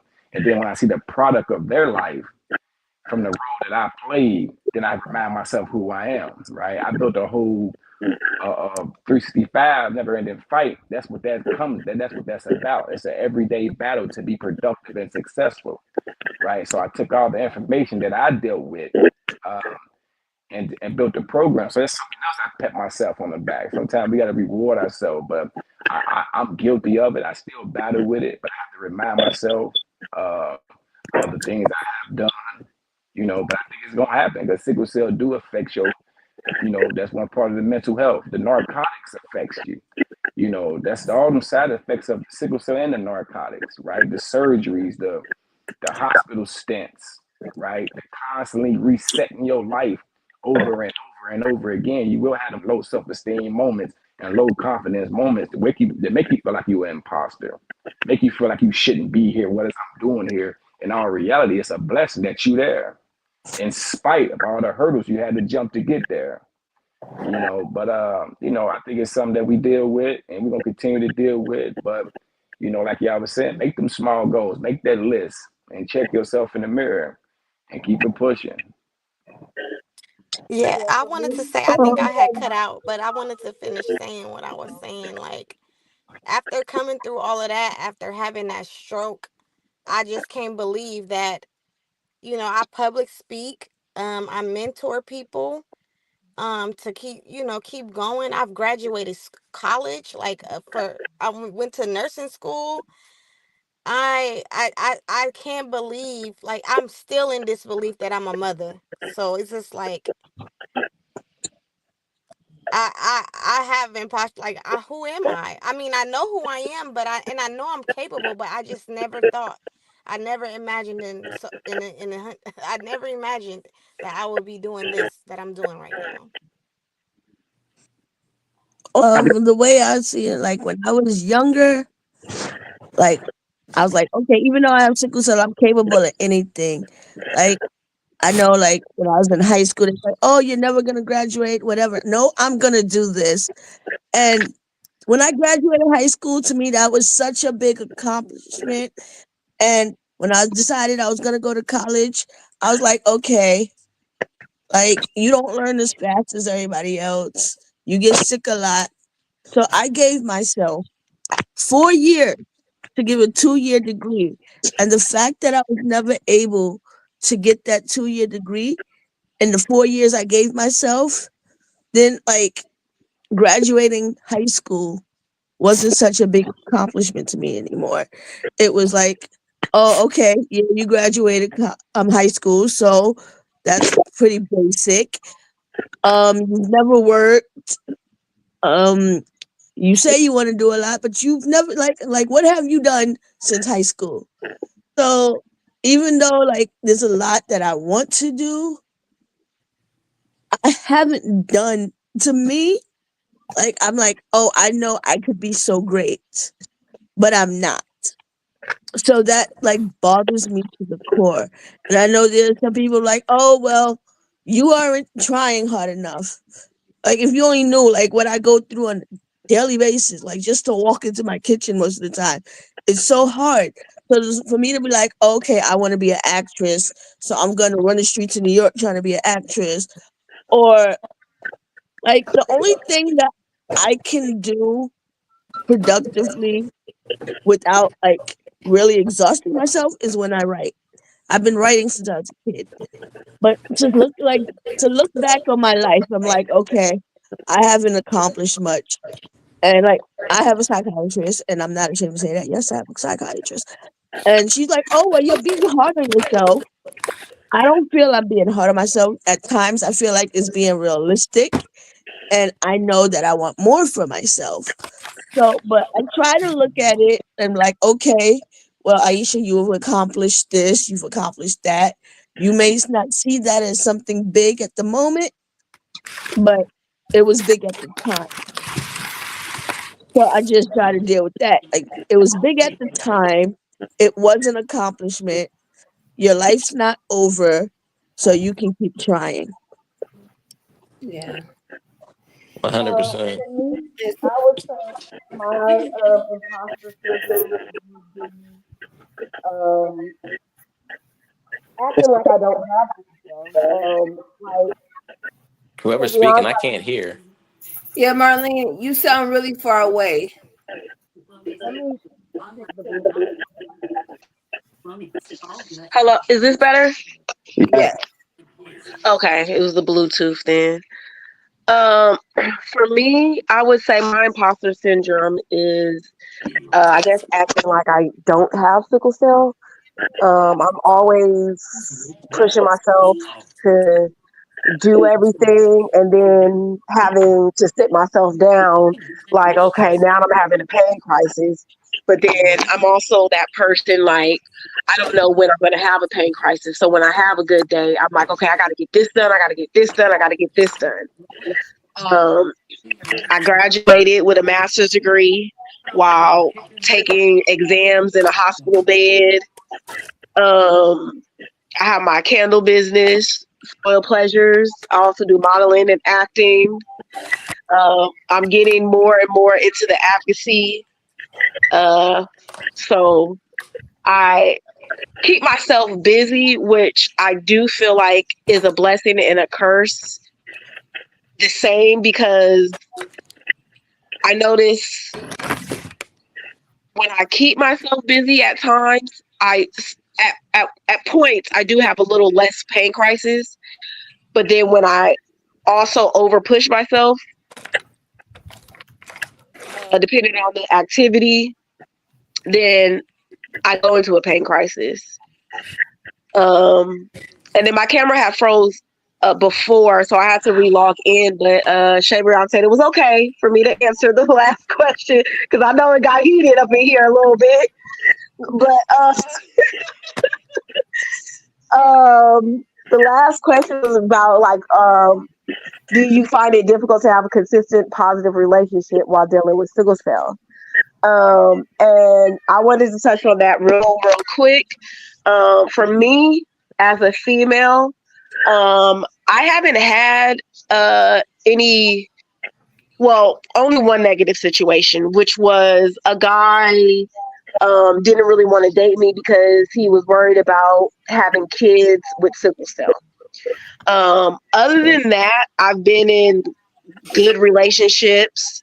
I don't tell my partner right away that I have sickle cell. I'm more so I tell someone when I experience a pain crisis, not like a severe pain crisis, but more of a mild pain crisis. I'll let someone know, okay, hey, I have sickle cell. This is what's going on. This is how I treat myself. Um, So for me, relationships have been fine. The only issue I do deal with relationships is the amount of stress. I do not allow anyone to stress me in any form. So I have been told that uh I have maybe how did the person put it? I have no emotion or feeling. But that also ties into my sickle cell. I don't like in situations, if it's stressful for me, I'll talk it out. But if we're going to argue back and forth, then I'm the type of person I'm going to be like, F it and deuces. So I don't allow nobody to stress me out. Yeah, But definitely. yes, Okay. Anybody want to touch upon imposter syndrome before we move on?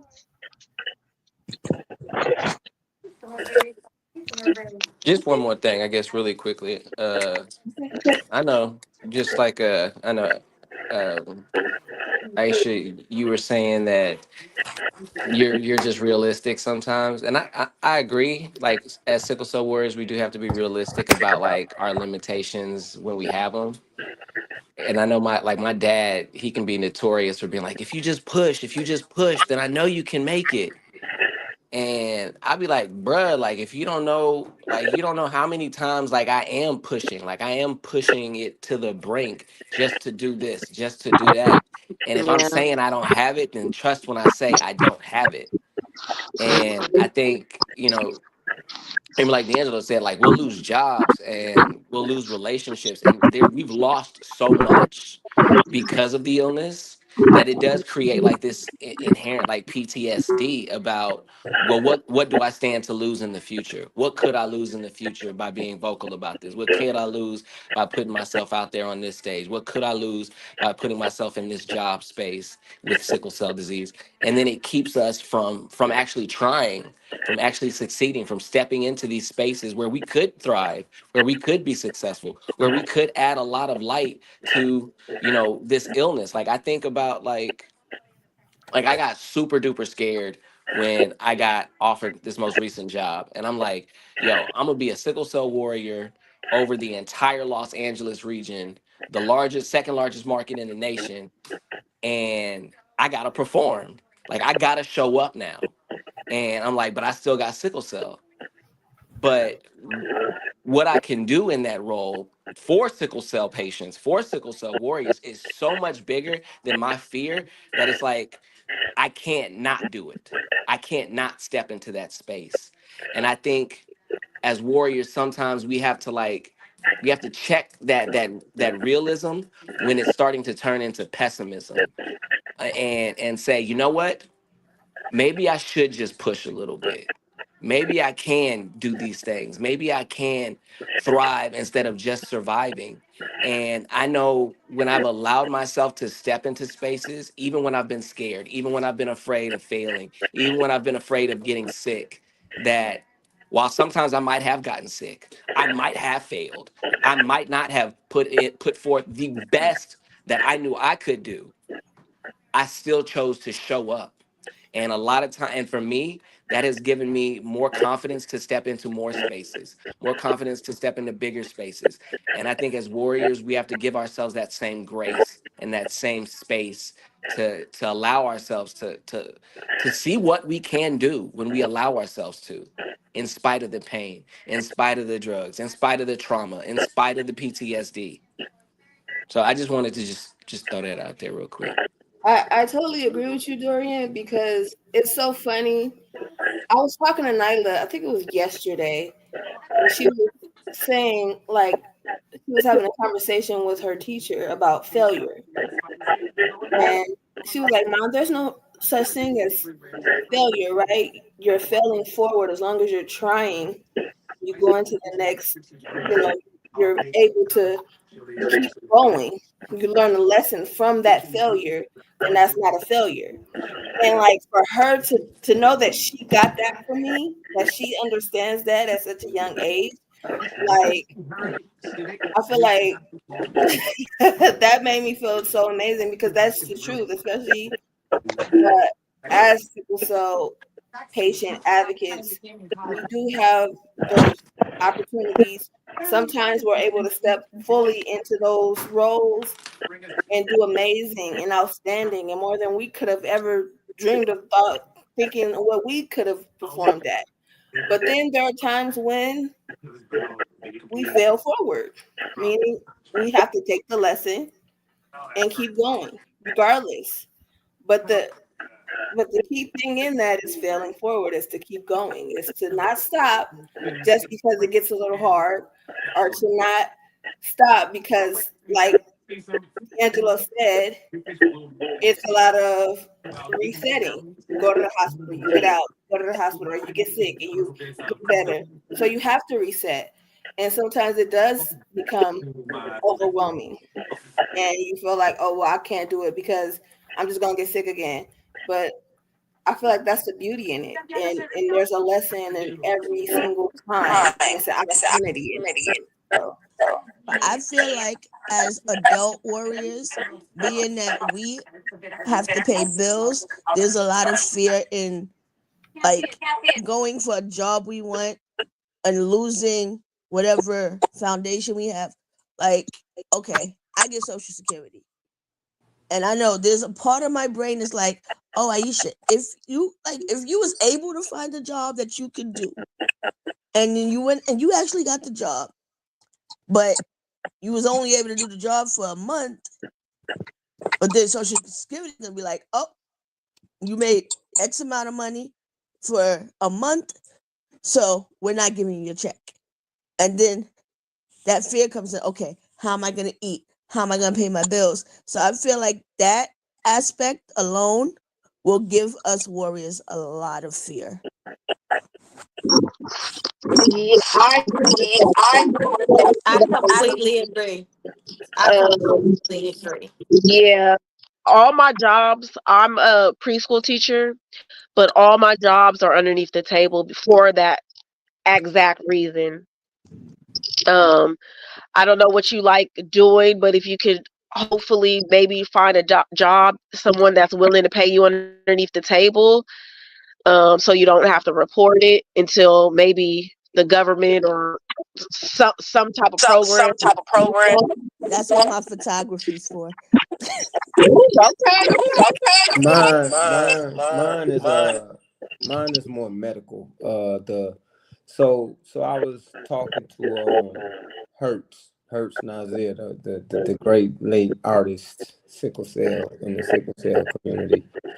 Um, and I was talking to him about, like my artwork and stuff like that. And so I had asked him, like what's the most that he had, ever did, like sold a painting for. And so he was telling me how he had the opportunity to like do a piece for like $50,000, but he had to turn it down. And so I was like, like why? Like why would you turn it down? He was like, well, they wanted it. I guess it had to be like a legit thing, of course, when it's that much money. He said, but if I take it, one of my doctor's bills is gonna be more than 50,000. He said, if I take it, I lose my Medicaid, and one of my doctor's bills is gonna be over $50,000. And I was like, dang, like I never looked at like my work like not selling a big piece like for that much money, like I never thought about like what if somebody offered me, $40,000 for my stuff for a painting, and it losing like the medical part. I never looked at it like that until he had talked to me about that. So it's like you almost in a fear, even though you want, like, as an artist, you want your work to sell, but if it sells for too much, it's like, is it going to be enough to sustain you, your medical part, the medical part, like, um yeah. So it's almost like you can't sell work a piece for $50,000. Like what he was saying, you can't even sell a piece for $50,000 because at that point, you know, you mess around and lose Medicaid. That's why, for the most part, anytime I get paid for something, I want it in cash. I don't want no checks, because if it go in my bank account, even if I go and remove it as soon as I put it in there, you better believe the government sees that. I'm like, oh well, what was this for? What was that for? And I'm not trying to lose my insurance. I'm not trying to lose my food stamps, my nothing. So Because like so if I lose any aspect of my livelihood, then that's gonna lead to stress. It's gonna lead to me being in the hospital more. And then it's gonna say then that's gonna cripple me more. So so it's have like, you taken Oxbrighter? Have any yes, of I've you all taken that taken nonsense. Oxbrighter? So before we move on, before we go into what sucks about that, it's like a fair bottom because there's insurance that you can pay for. Right. It's better than Medicaid. So if you're Hmm. selling pieces for 50K, 40K, 30K, you can just pay for your insurance and be all right. You'll be better than Medicaid. So you can't be afraid to be great, bro, especially because of your No, it's one thing if you sell one piece for that versus if you're selling pieces for that. You still got to sustain if your somebody life. offered you 50K for one of your artworks, guarantee somebody gonna offer you 10K for the next one. Somebody gonna offer you So 12K for another one. so that's why I brought up the Oxbrighter thing, right? Because that's what Yeah, it said. Ambassador got some great work. I done bought a piece from him before. Yeah, he's talented. Thank you. Talented. Uh, Stuff they don't that teach that us. that's what I what's this thing though, bro? That's why I brought up the Oxbrighter thing because they talking like $200,000 and all of that for those cases. Now that's something that I would take because I'm gonna be able to flip that in all types of ways. You see what I'm saying? I would never turn that down. I'm not at there. They can keep whatever they got. I'm gonna be able to whether I flip it through stocks. I'm gonna find something. Whether I flip it through creating my own business with the walls that I'm building now. Like I'm gonna be able to flip it. You gonna come design my new house? I sure will. If the price is right. Oh, come on. Warrior discount. Yeah. Yeah. Sickle cell don't say discount.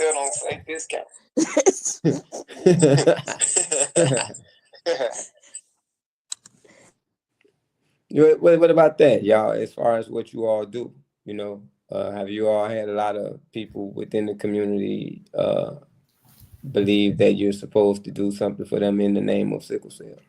Oh man. So many times. Whether you advocate, whether they want you to come for free, like because it's in the name of sickle cell. Absolutely. Absolutely.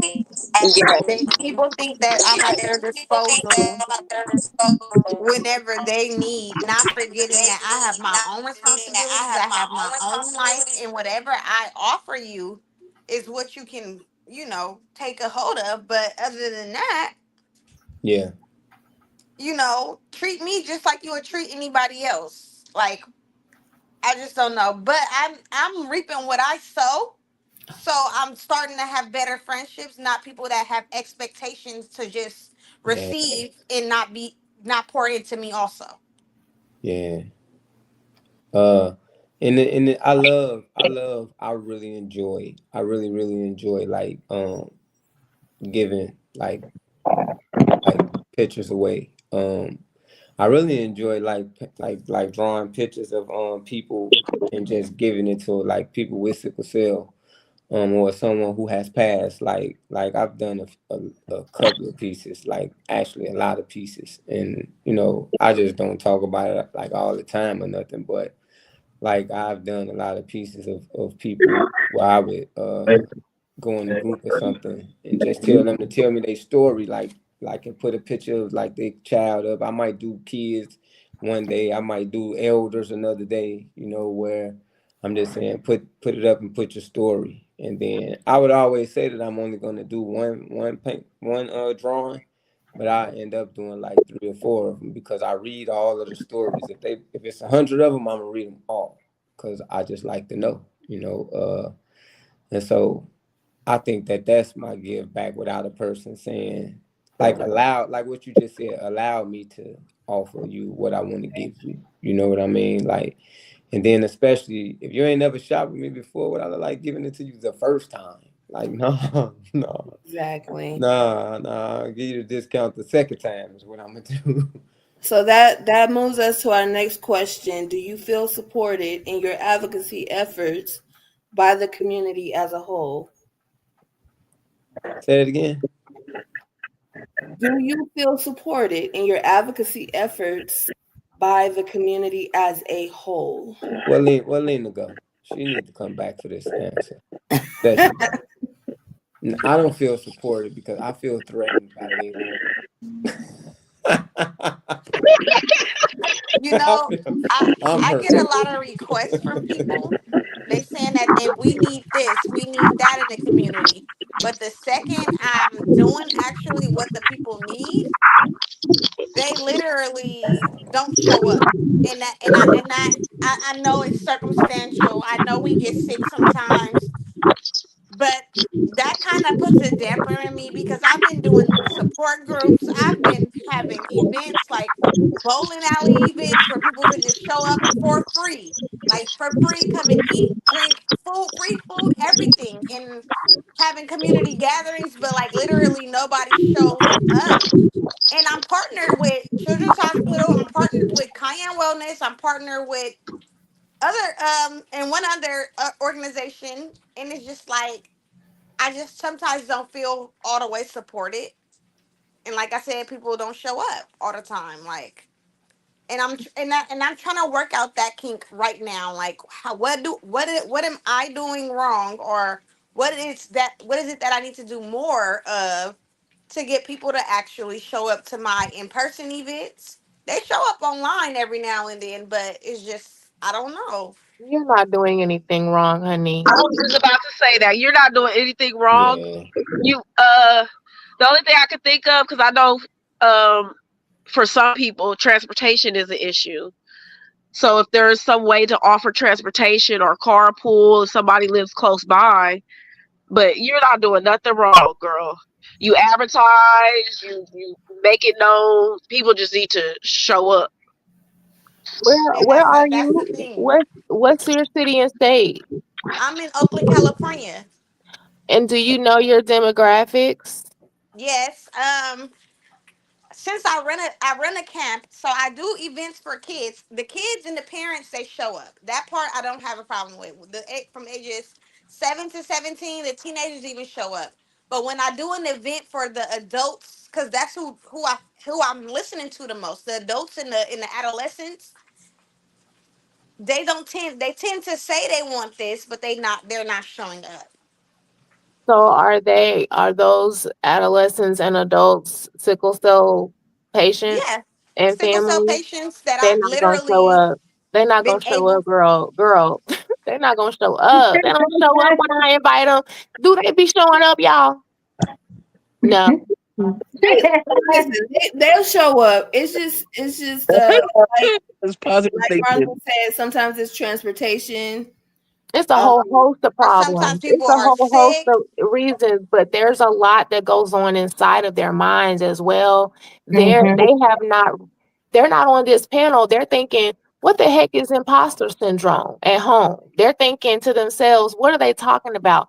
Because they haven't released themselves of the shackles that is sickle cell. It's like, yes, I have sickle cell, but I'm still gonna put on this event for y'all. Yes, I have sickle cell, but I'm still gonna do dot dot dot.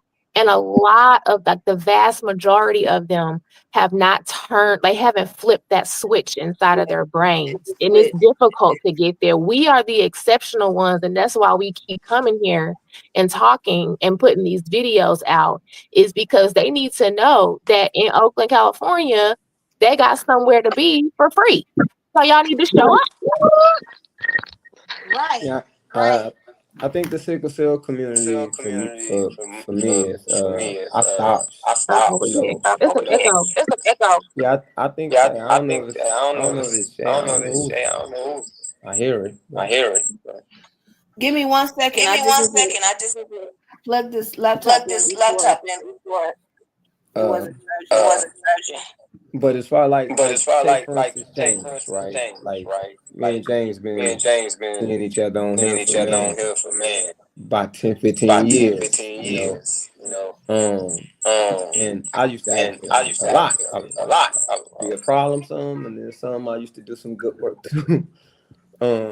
But I just feel like it gets draining sometimes dealing with this community because a lot of times, first off, even when we talk about like earlier the mood swing stuff, that's all of us, like right. And then I just think that sometimes we get in this space, man, where and it's not all people, but it's sometimes where people get in this space where we can't just agree to disagree. Like I don't have to be right every time, and that don't. And even if I feel like I'm right in my own world, that don't make you wrong in your world. Like, Right. and so it's. I think that plays a thing too, and I think we be so big on that part, like the being right, the being smarter than each other, the being this, and it's like no, we don't have to be that. Like, you know what I mean? We It's don't the have And to you, be crabs that. and the barrel mentality as well. yes, Yeah, yes, that's yeah, what I was gonna Yeah, say. They a that's lot true. of times they be jealous or envious because you turned the thorn in your life into something that you can, harness, right? And like ride it somewhere, right? Like I'm hmm like, oh, I can't escape sickle cell. Well, I'm gonna ride it somewhere then. We going somewhere then, right? So now everything I do is for sickle cell awareness. I'm just like the other Lena. I model, I do public speaking. I give lunch and learn. I pop up at all the blood drives. I'm everywhere in my city, and they always know. Oh, she do sickle cell, right? That's the whole point to everything is to get people saying it and talking about it. But that's because I had an awakening, just like you all had an awakening, right? And realized, okay, you know what? I'm gonna go ahead and make this life do what it do before my time is up.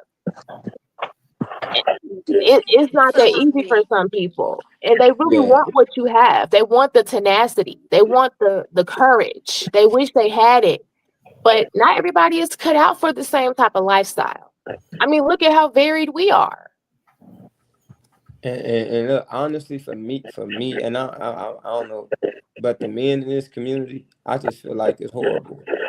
I just feel like and I speak out about it. A lot of things I speak out about, people kind of get mad because like I said, I be a little aggressive sometimes, or a It's little a a lot hole. of noise. Like, Can everybody mute their mics, please? And if you want to speak, just go ahead and unmute as Yeah, long as no one else is speaking. But just mute your yeah. mic. Um, but yeah, like just as far as like the men, like I just feel like not enough of us show up. You know, every time I it's always so many women. Look at all of the groups. Look at every group, sickle cell, whatever. Look it up, and it's the admin, it's the woman. That's Don't look at her like that. huh? What she say? Sorry, guys. I'm sorry. I was telling Shabry not to look at my boo like that. Oh.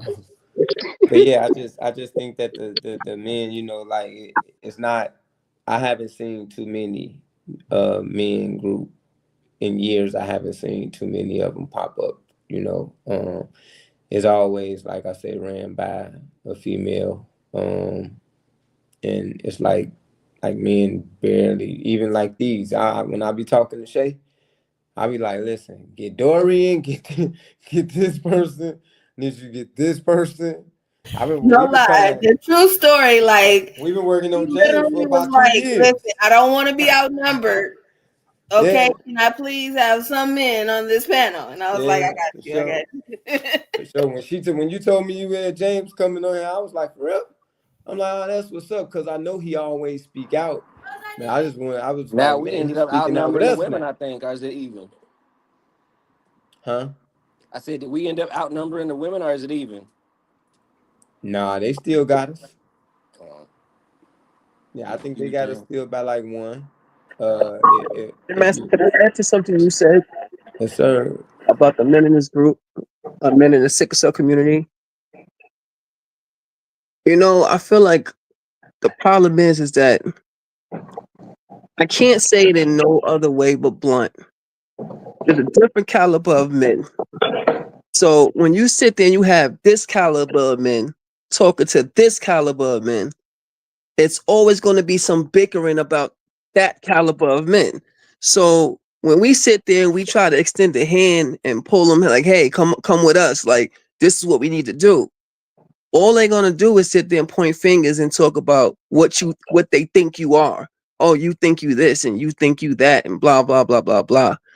And this is why I think it's going to be a long time before we can come together. You told me a long time that I will not be able to bring peace to the community and I got to stop riding that line and stuff like that. Look, we Yeah, I still remember here. us having that conversation, bro. I remember us having that conversation. Like, it's either one way or the other, and a lot of times people choose the other way.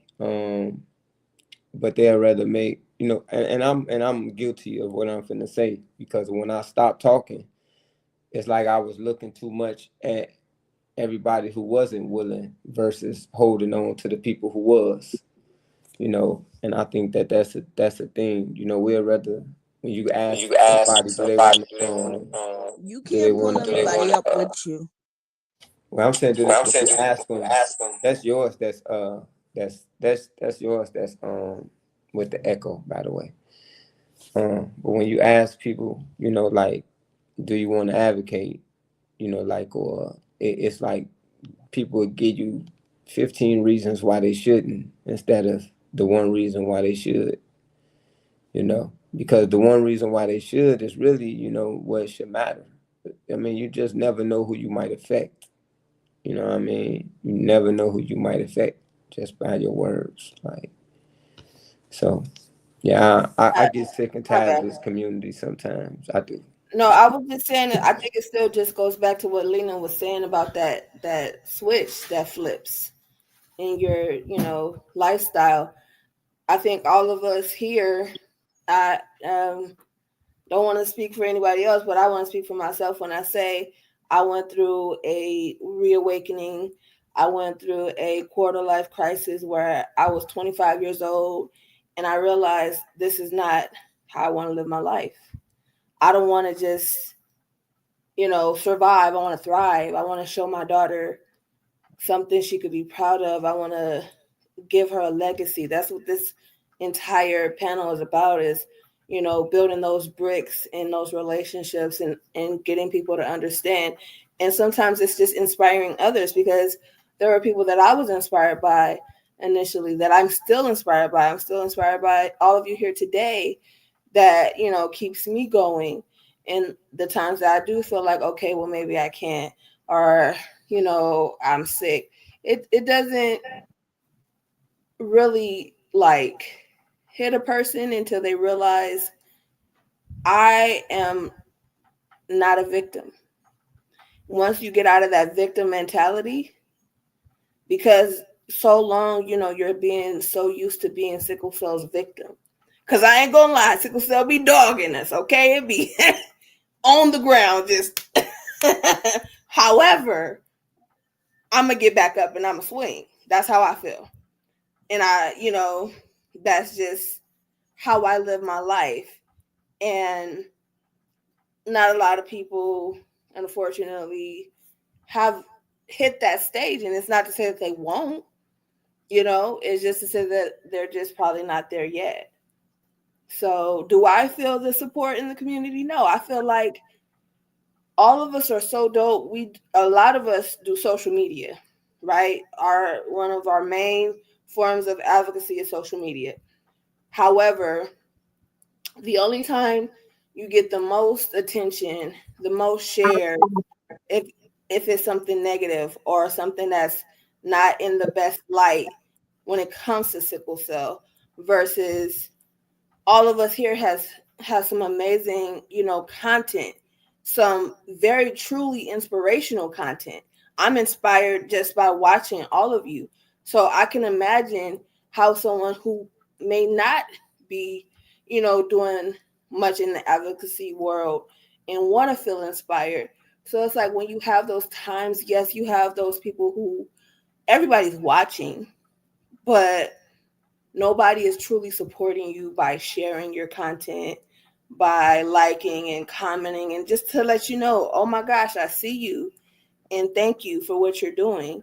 You don't even got to say thank you. Just, hey, great video, whatever the case, just something to let us know that we're not doing this in vain because we wake up in pain just like everybody else. We got 10,000 other things to do in a day as well. Most of us here have kids.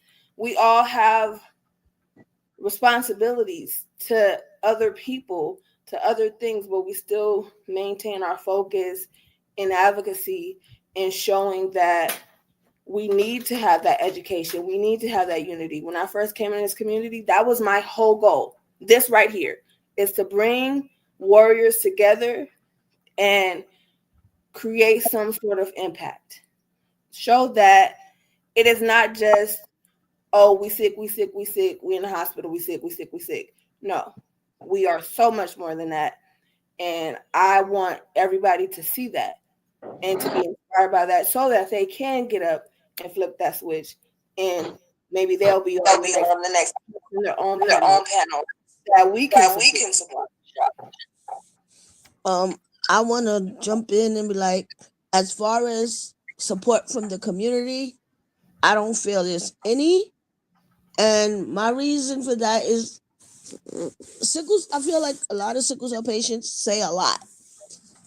Like there's always another group made. This, oh, well, during sickle cell day, during sickle cell month, I'm gonna be doing this. I'm gonna be doing that. But the rest of the year, you don't hear nothing. Oh, we a lot of times like, oh well, we want a cure, but pretty much a lot of us, once we hit a certain age, we don't want that cure.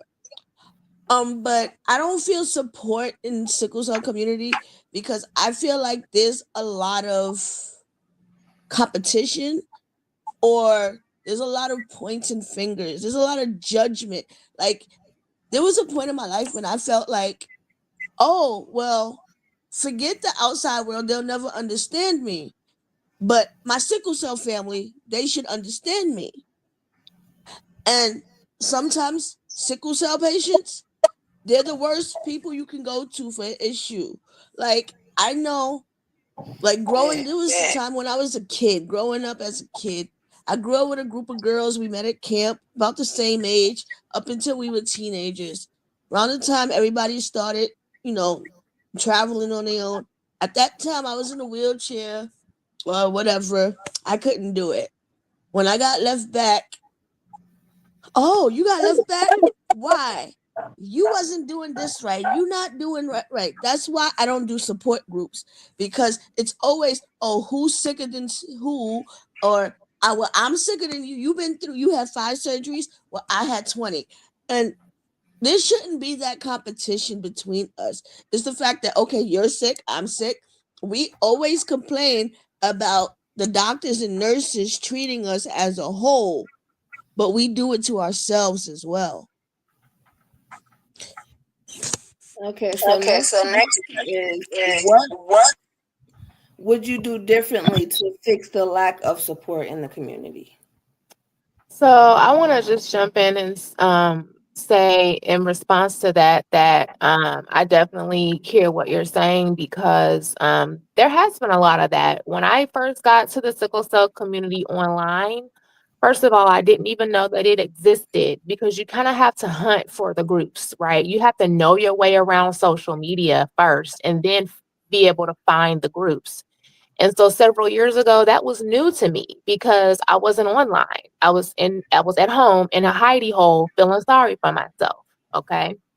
And so when I started to find the groups, of course, I found Shay Brianna. I was like, oh, she's different because everybody else is out here trying to compete, and she's actually trying to do her own thing, do something new, and she's not singing that same old sad song, that I heard everywhere else. I don't live like that, so that was difficult for me to live in that type of environment, that sad song environment. And so it became my personal mission to trying to change that narrative from that sad song and to work alongside people like Shabrion in order to change the perception of what a sickle cell warrior looks like or sounds like. And I can say that I'm certainly making waves and doing that in the place where I'm currently planted, right? But you're absolutely right about the majority of the pool, right, of the sickle cell pool feeling that way. And I kind of want to ease your mind a little bit and um take some of the sting out of it for you guys and anybody else that might be listening. Um, just like with most things, it has nothing to do with us. People inside the sickle cell community have a lot of misplaced anger and aggression.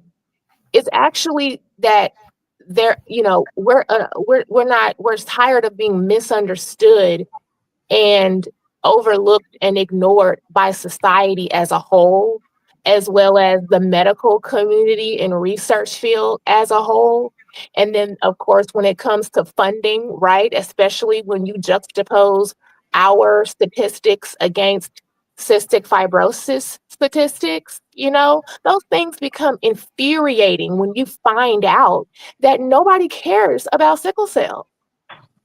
And so they take that anger and aggression out on people inside the community because they don't know where else to put it. And they don't even realize that that's where it's coming from or that they're taking it out on the very people that, are living it.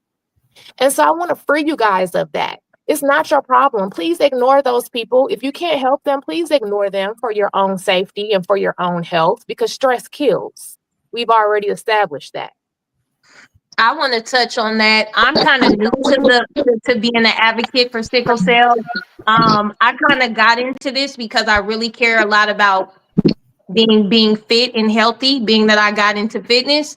Once I got into fitness as a woman with sickle cell anemia, and I was able to see how much me eating different, drinking a lot of water helped my own illness. I became driven to help people that have all illnesses because I know that if they start eating differently, if they start taking care of their body, they start exercising, even if it's just low intensity exercise, that they're going to feel better. I didn't start exercising because of sickle cell. I started exercising because I was fat. But I found out with that wow, I feel better. I haven't been in the hospital. Oh my God. And it was like an awakening where I felt like I had hit gold and I could never stop. So with that, as I started to be an advocate just for health, I have sickle cell. So a lot of people with sickle cell gravitated towards me on social media, and I decided that I would start to help the sickle cell community as well as everyone. So I work with everyone, and I believe that all illness again can be helped and lessened the symptoms for any illness with eating different and drinking a lot of water and exercise. Those three components. But as I've started to get deeper into my advocacy journey, which has been this year, I've gotten really deep into it, working with Calvin A. She's the CEO of the Pull Up. I do a fitness class for her once a month. And I go and speak at events in person, support groups and things of that nature, do walks where I warm the people up before we go walk and that type of stuff. But I kind of years ago when I first got into fitness, I was in like sickle cell support groups on Facebook. And because I was so driven, it was like so depressing. I'll be honest, it was so depressing that I felt like I don't know if I want to be a part of this because it's so much complaining and like not people trying to like overcome and come up with solutions. So I kind of stepped away. But because I had met Calvin at a speaking engagement that I spoke for, I felt recently that God convicted me that I needed to do more work in the sickle cell community. Are you finding bumps? What are you doing? So I started to work with her, and I realized that just like I don't know your name because my screen is really small, but the young lady who just spoke, I realized that people with sickle cell are depressed like a lot of sick people. They haven't found things that will help them. They do feel ignored by society. Also, the healthcare system doesn't do much but throw pills at you that doesn't cure or uh, do anything for you but just keep you on the pills. I mean, you pretty much are just taking pills and still having all the symptoms. So with that being said, I realize that is what it is. And it's going to take a lot of work. It's going to take a lot of patience to make a difference in the sickle cell community as a person that is like, I'm going to try and fight this with solution and change my habits versus be a victim to it. Right. And I I wanted to say, so this is my thing. I've always been in the sickle cell community. Rather, I told people that didn't have sickle cell or I didn't. I've always been somebody that went to camp. But when I started to see, I've always had ambition. But when I started to see there was people in the hospital who didn't believe that they can do it, that's when I got driven. And I feel like a lot of what you were saying about the support groups and how they were ran and how they are bickering, I wanted to change that. When I started my support group, that was going to be changed for me. We're not gonna have we're gonna be problem and solution oriented. Like, let's discuss these problems that we have and then come up with solutions. Let's meet these people where they are and motivate them to show up so we can come up with the solutions to their issues. Let's focus on their mental health. How are you feeling? Let's check in. Let's do like different things like that. I literally, that's what I do. I try to problem solve. But like she was saying, like Lena was saying, some people have some insecurities about themselves and they try to project that on you, or they project it anywhere else, or they're just stuck where they are. And you can literally come up with the solutions and ways to help them, elevate and help them like thrive. Because that's my motto. The pull up where we are more than our illnesses. We're more than that. And that's what I try to convince those that is living with sickle cell, that you can be more than that. Even if it's just being a mother, getting up and getting dressed, washing your face. Because I had this one person that wasn't not even doing that. Like, she just thought she was incapable of everything. Like, I just try to meet people where they are, uplift them. Get out of here. Try to uplift them and just meet them where they are, motivate them, give them a space to, out, let some of that out, but at the same time, don't feel sorry for yourself.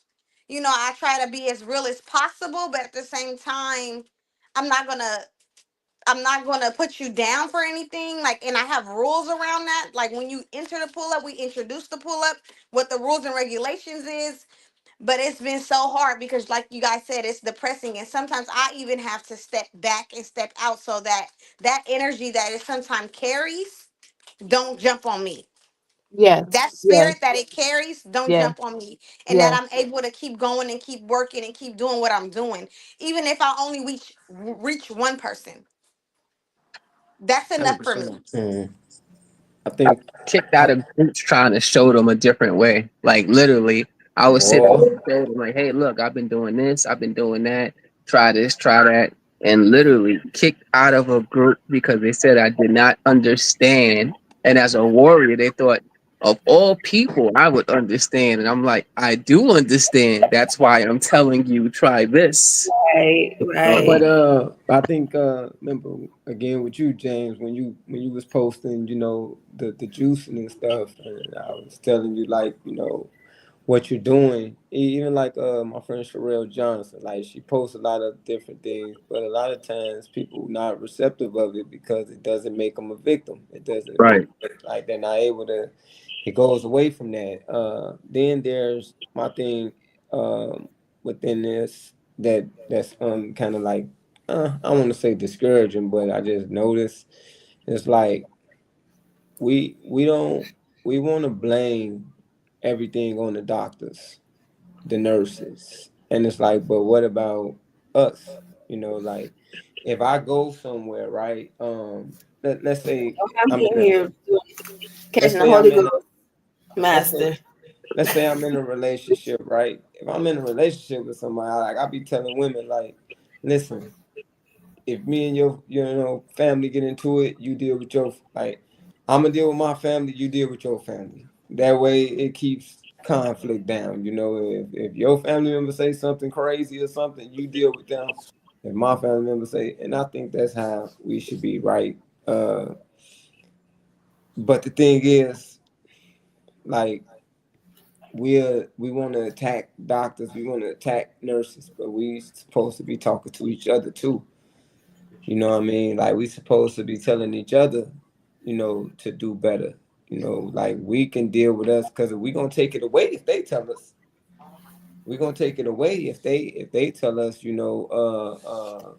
need to stop doing certain things. Like I would always talk about cursing the doctors out. But if the doctors tell a sickle cell patient about cursing the doctors out, it's gonna be looked at differently. You know what I'm saying? Yo, But if man. I say it, they understand that I live it too. You know what I'm saying? So, because I mean, if you've been around, if you just even if you look at TV and see a drug head, man, look, I be trying to get people to understand that when you spaz out on the doctor, you look like the drug head that they trying to make you be. They trying to make you seem like you that, and you just look like you coming down off of that, off of like having withdrawals. When you spazzing out and doing all that aggressiveness, this is what they're starting to view you like. Hey, But Master, not to And cut we you're you don't doing off. it to talk to, we somebody that don't has the tell each other power to that. control your health and well-being.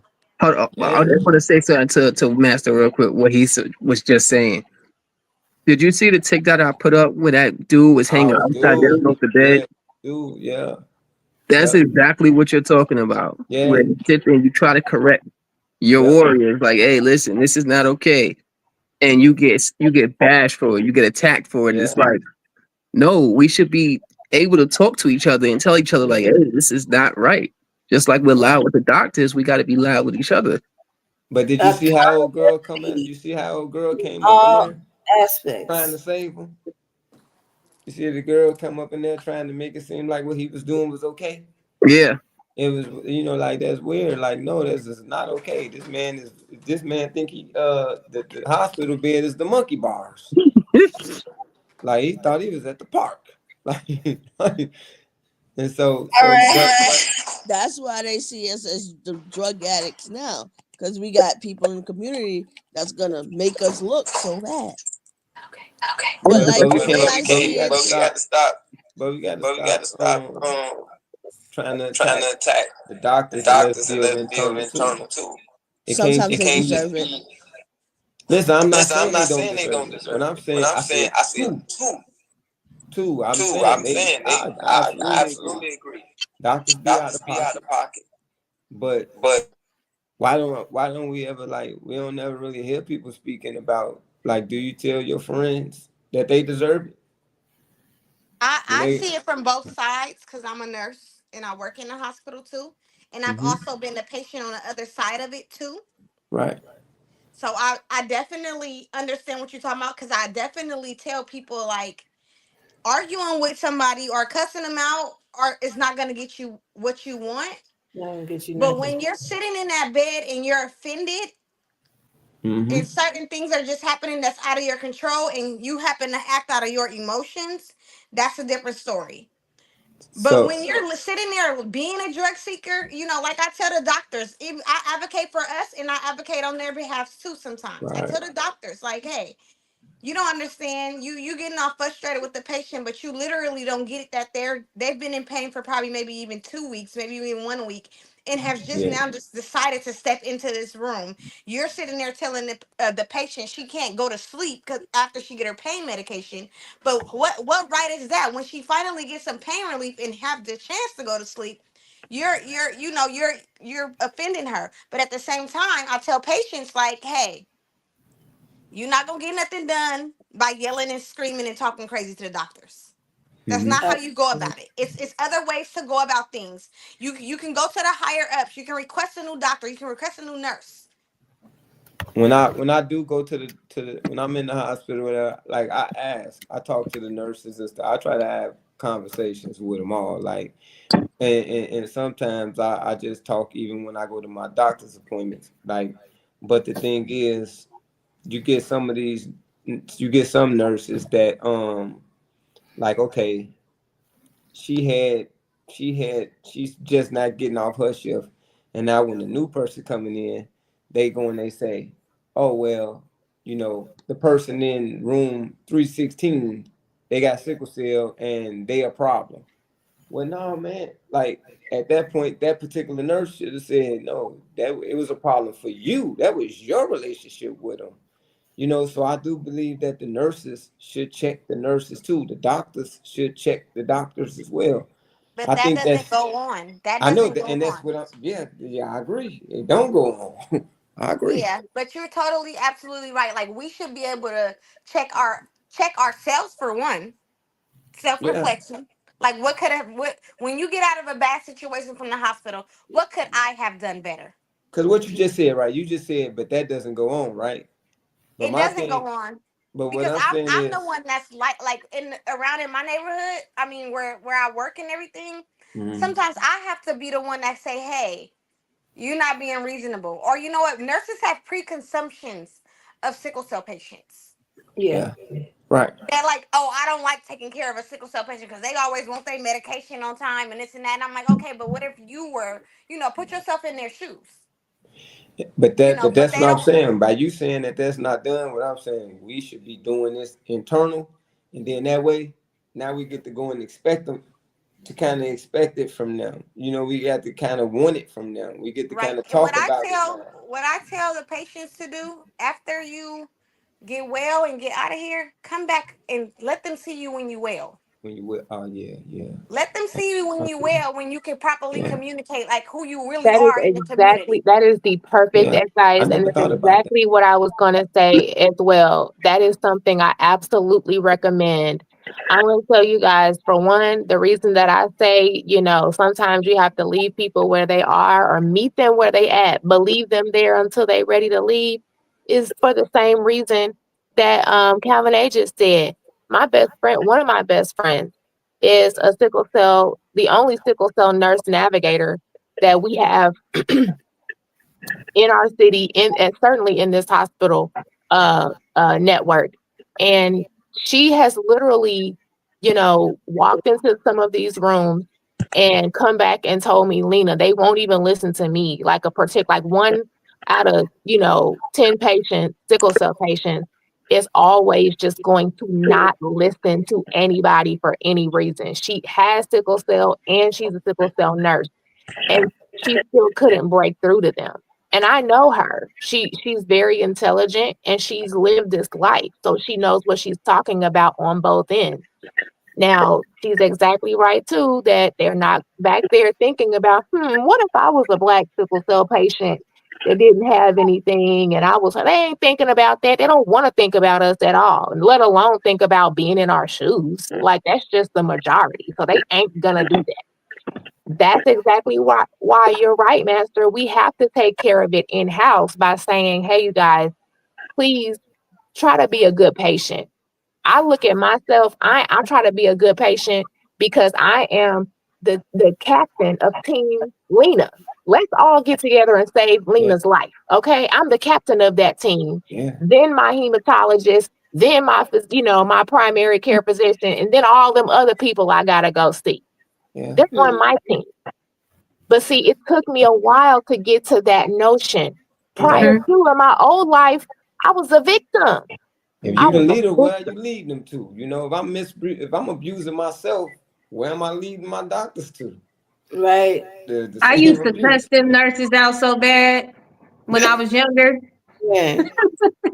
Me Uh, too. uh, uh, But it's all about growing up and you coming Yeah. to that, realization. yeah. And speaking of, I believe that is a part of the next question about self-sabotaging. Mhm. Because sometimes we can self-sabotage our own care, uh, not even realizing that's what we're doing because we don't want to compromise. Oh no, this is what I get, this is what I'm gonna get, and that's that. Yeah, yeah. And sometimes, are you really in that much pain? I'm just saying, I'm not, it is what it is. It's the truth of the matter.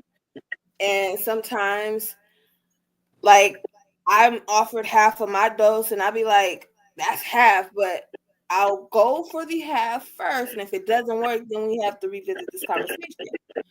That's compromise.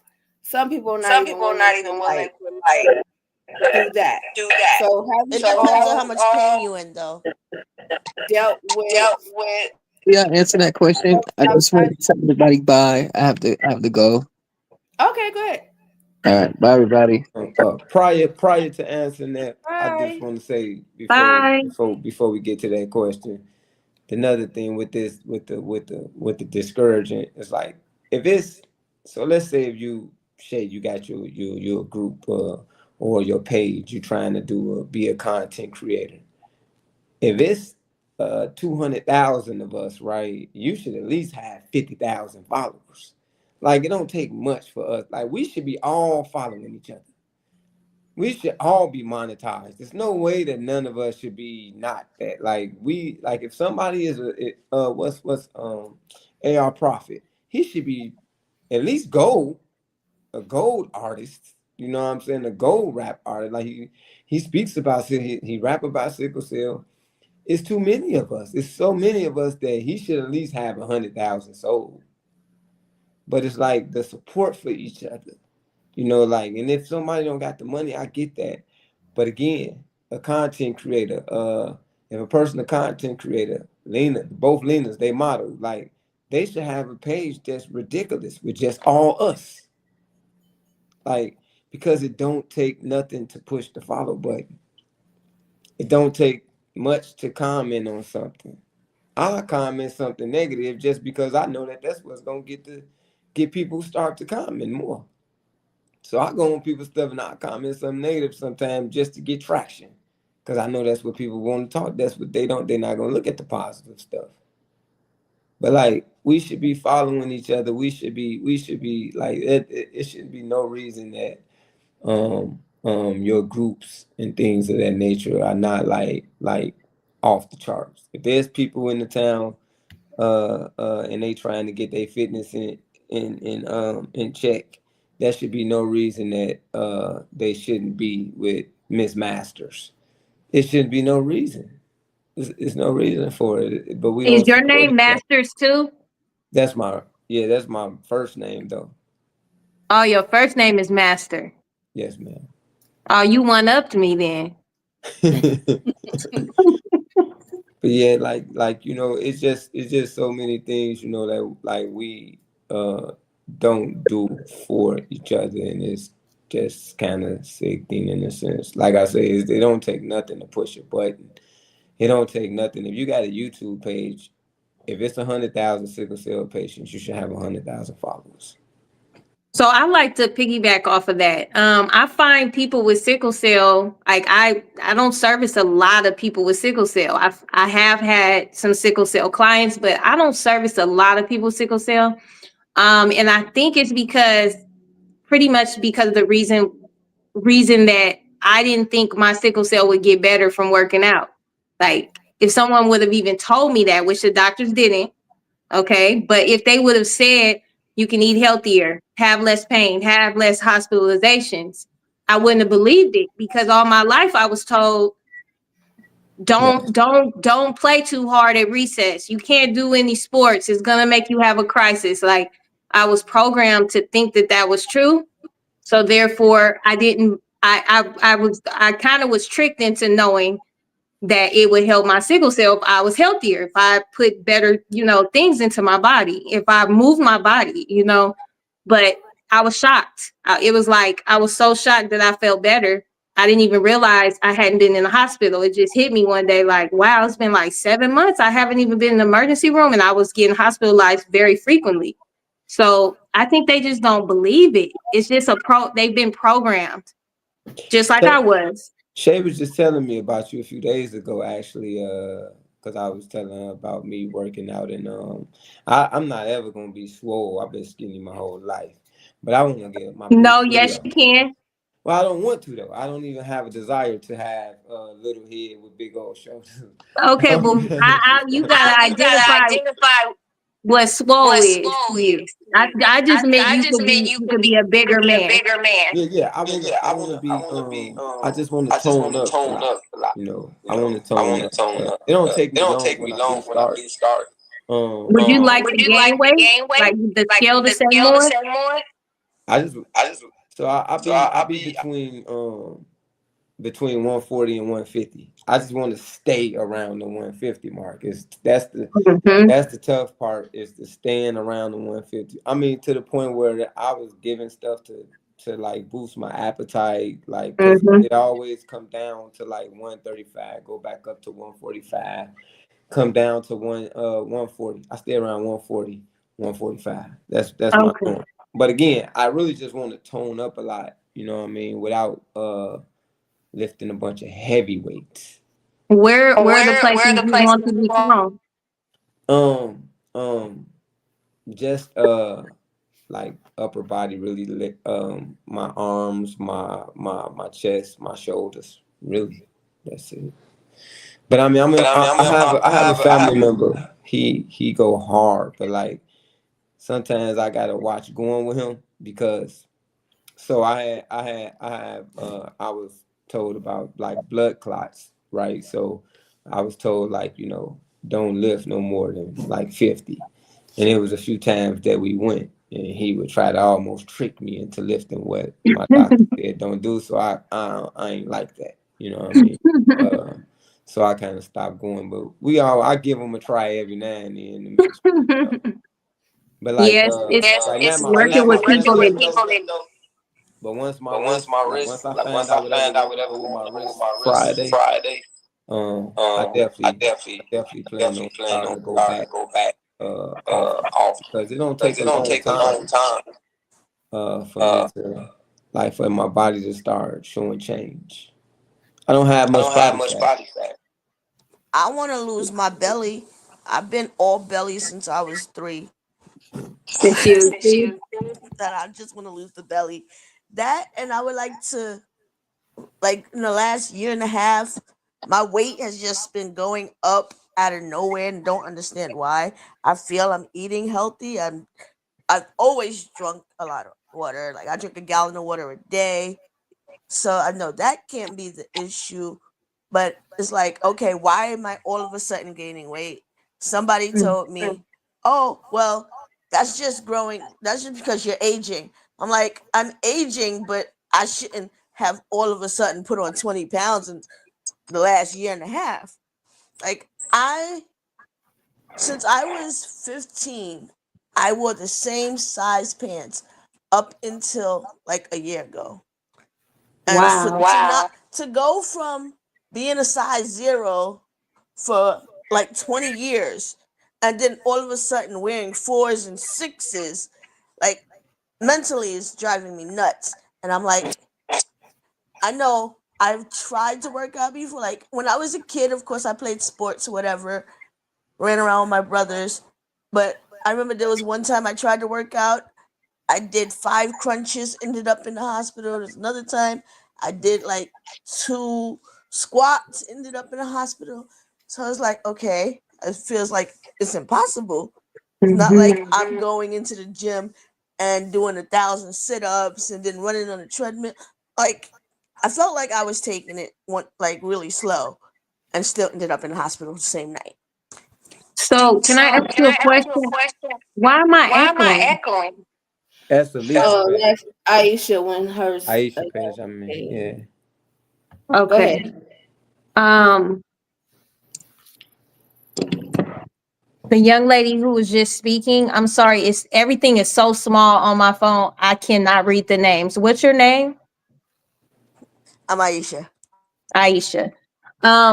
What type of sickle cell do you have, and what other ailments do you have as well? As If well, any. I have sickle cell, SS. I have asthma, fibromyalgia, osteoporosis. So that just means that you telling me that, because sickle cell is such a dynamic disease where everyone is different, right? It just is, that's just the way it is. Even if you have the same hemoglobin, whatever happens to you or what other ailments you have is all different. I would say you just would need to do the right workouts for all of the ailments that you have, not just sickle cell, but the fibromyalgia, the asthma. It has to be a specific type of workout, specific type of exercises, specific type of routine and frequency for that to work for you. And that is That something is that I something that I realized realized. But how do you when find I out information like that? Because you just can't Google that information pop up. so what I do is when I work with people who have sickle cell, I research everything that they tell me that they have going on with them, and then I create the plan based. I do the research, and I create the plan based off of what it says that would be the best exercise for those certain ailments and illness characteristics. And yes, you can. You can go on Google and figure out. Like, you just have to know the right sources. That's You can go exactly what I on said. Google You gotta and research. literally put it I would in. just You got to do research the it. research. Yeah. Because I Hmm. do a lot of herbs. I changed my life. I was scared too. But I literally got off a lot of medication, started working out, and started eating right. And I also took other herbs to help me out because I do have like several vascular disease. I had two brain surgeries. I've had a stroke, but I still work out. I do. I don't lift a whole gain of heavy stuff. I do calisthenics. I lift my body weight. But you have to do that research. But Yeah. Misa So can help you. Misa can help you. I'm Absolutely. working with Misa right now.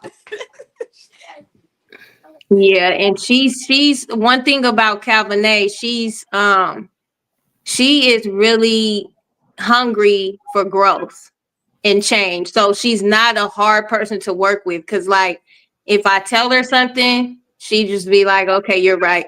I'm gonna try to change that and really work towards changing that." That's why I like to work with her. But yeah, you do have to kind of get the doubt out of your head, even though you did two squats and went to the hospital, even though you tried before. You have to realize that like maybe I just went about it the wrong way. And I always say hiring professionals that specialize in whatever it is that you're trying to do, you may try on your own, but if you get somebody, like I was talking about this earlier with a friend. If I want my hair, I want a wig laid, I'm not going to a girl that braid real good, because I know if she don't do wigs, she don't specialize in doing wigs. Maybe she do a couple wigs, but she doesn't specialize in it. I don't want to go to her.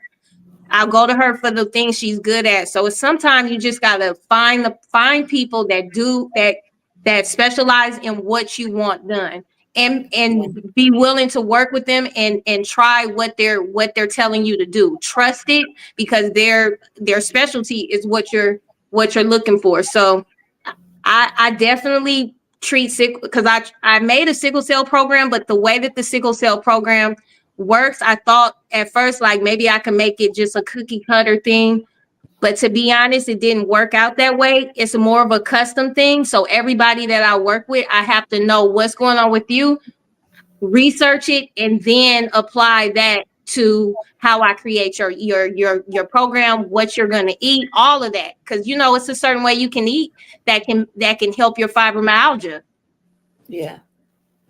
right? But it would just be you researching those things and knowing what those things were, and then being willing to implement it. I create also everybody that works with me, no matter what's going on with them.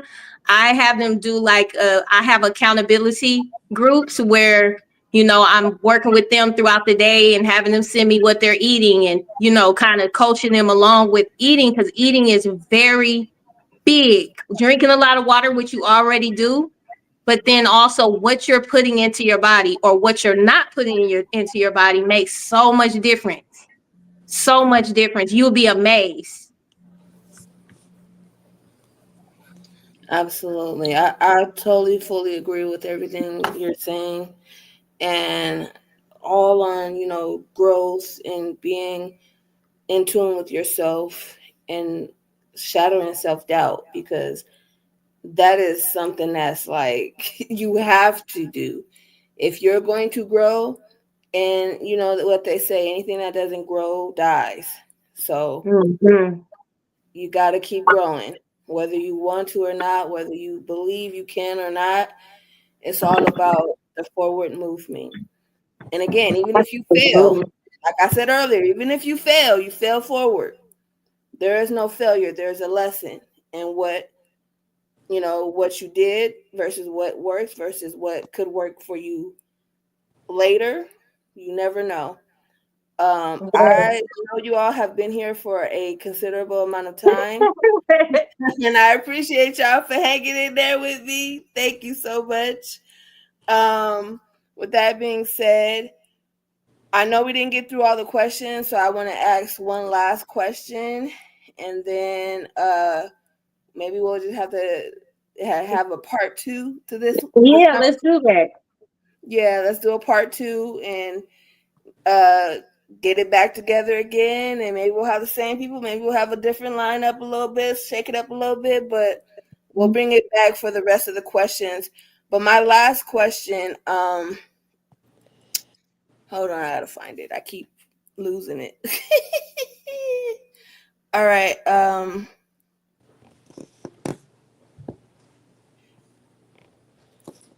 What happened to it? Okay.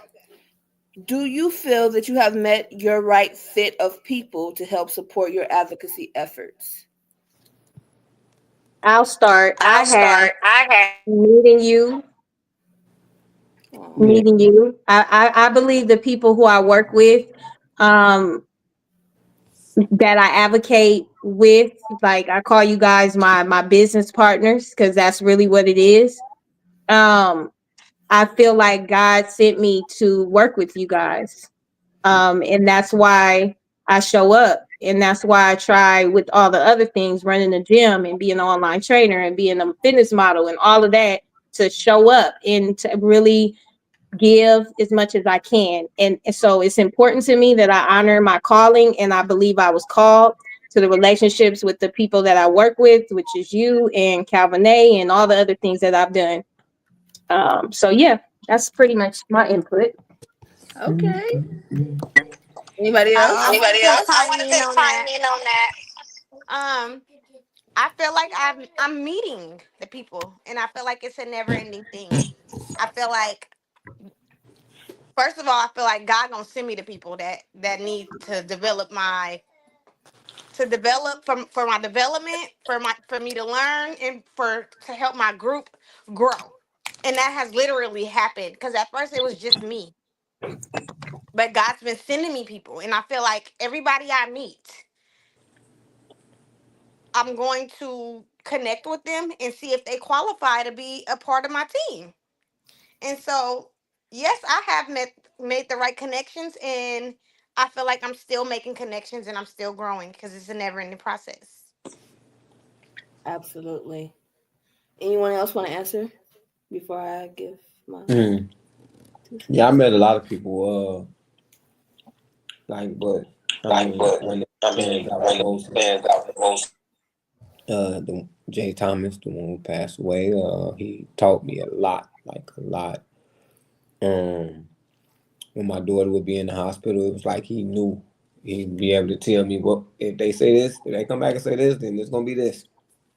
And with that, that's what sparked me to want to do more. And then he would say things like, you know, like uh like we'd go feed the homeless and stuff like that because he would say, yeah, we got sickle cell, but they still worse off than us. Like, and so that was a big meet. And then just be like I be up late at night, so a lot of times people would call me a lot. Uh, And that was a big thing because I heard a couple of guys say, like, man, you the reason for my one guy told me that I was the reason for his confidence, but me being able to help him it's a feel good thing, that there's a good feeling to be able to help. Then the painting and stuff like that too, for to see someone ask a question like on the post and they say, well, how do you cope with your pain? And then to see people say, I watch Master paint at night. Even though I got away from it, you know what I mean? It still was like a cool thing to know. So those things would make me want to keep going to actually meet other people and stuff like that, and there's been people that help me. Um, you being a person like a friend, like Dorian, being able to meet, like I'm gonna eventually meet you, like my buddy Nathaniel, like it's a lot of people actually I've that I've connected with. Some I talk to on the regular, and some I just I talk to, and then when I go places, I try to meet people too. When I go out of town or somewhere, like I try to meet anybody in the city with sickle cell. So um, those things kind of help me deal with even just sickle cell. Like, yeah, those things kind of help me deal with that. Yeah. Anyone else? Anyone else? I would have to say for me, of course, it's you, Shay. Like you've helped me overcome a lot. Like not just in my advocacy, just sometimes getting over myself. Even though Master and I bump heads all the time, like I bump he's heads taught with me a everybody. lot. But That's like we just always Master. bumping heads. But That's his like personality. his like he Master inspires be me. over Master Like here be over here causing causing problems, huh? problems, huh? like Nah. he inspires me because he's a fellow artist. The fact that he's able to cope with his illness as well as having a daughter with the same illness, that's an inspiration. His crazy skills when he's skating, like I'm jealous of that. But Me too. like like you as a we both write, and like I feel like as You're breaking writers up. I feel like as writers we can advocate in our writing in a creative way to where people will read our stuff and don't even realize we're advocating. Mhm. So I feel like being around other creative people like really helps me with my advocacy. Absolutely. And Shay, if it wasn't like for you, I probably would have probably been stopped talking. Cause you're I'll be gone for a little while, and then you'll hit me up like, "Hey, we finna do this panel," and I'm like, "All right, I'll do." But then I got another two, Sherelle Johnson. Like she got thing where she do with sickle cell diva. But she here, you know what I mean? So I had a friend named Alicia, like that's actually here. My buddy Chester, he actually here. Like Tari, his name Barry Bonds on social media, but Sherelle though, like I've been knowing her since we was kids, and she had a lot of experiences with things that I didn't have experiences to. But like today, like we actually, like we kind of like feed off each other. You know what I'm saying? Because she go hard too. You know. Yeah, Yeah. I think that when I first came into this community, I was very I don't want to say scared, but I know that the mission that God set before me and the people that He told me, like, okay, handpicking these people, hey, cultivate this relationship, reach out to this person. And as someone who's like brand new at first, it was like, I don't know them, they don't know me. Like, how do I even first of all, if y'all know me, I'm like an extroverted introvert. I love my me time. Okay? Me time is the best time. So it's sometimes hard for me to connect with others, but I do have people. I found my people. And I've been so blessed to find my people multiple times, meaning whether, it was a loss and, they passed away, because I have lost a lot of amazing, great friends to this illness. Um, but it's also, growing pains, people don't work out, whatever the case is. That's that's the job. That's what this is to find the people who fit, who love you, who accept you for who you are, vice versa. And I think that all I can do is try to cultivate a very welcoming, you know, spirit, and give what I expect to get. And I do expect a certain amount of, you know, I expect a lot from my friends because I give a lot. And I think that is not too much to ask. And the moment I feel like I probably we're at a crossroads, I'm not going to judge a person for it. It's just, it is what it is. You know what I'm saying? Some people just aren't for you, they're just not your people. And that's okay. I think to find your people and to have your people is a blessing. And the fact that I am this creative and I can call master and be like, hey yo, what you doing? Like, I know it's been like 6 months, but we finna do this panel real quick. And he's like, all right, what time, what day? And he shows up.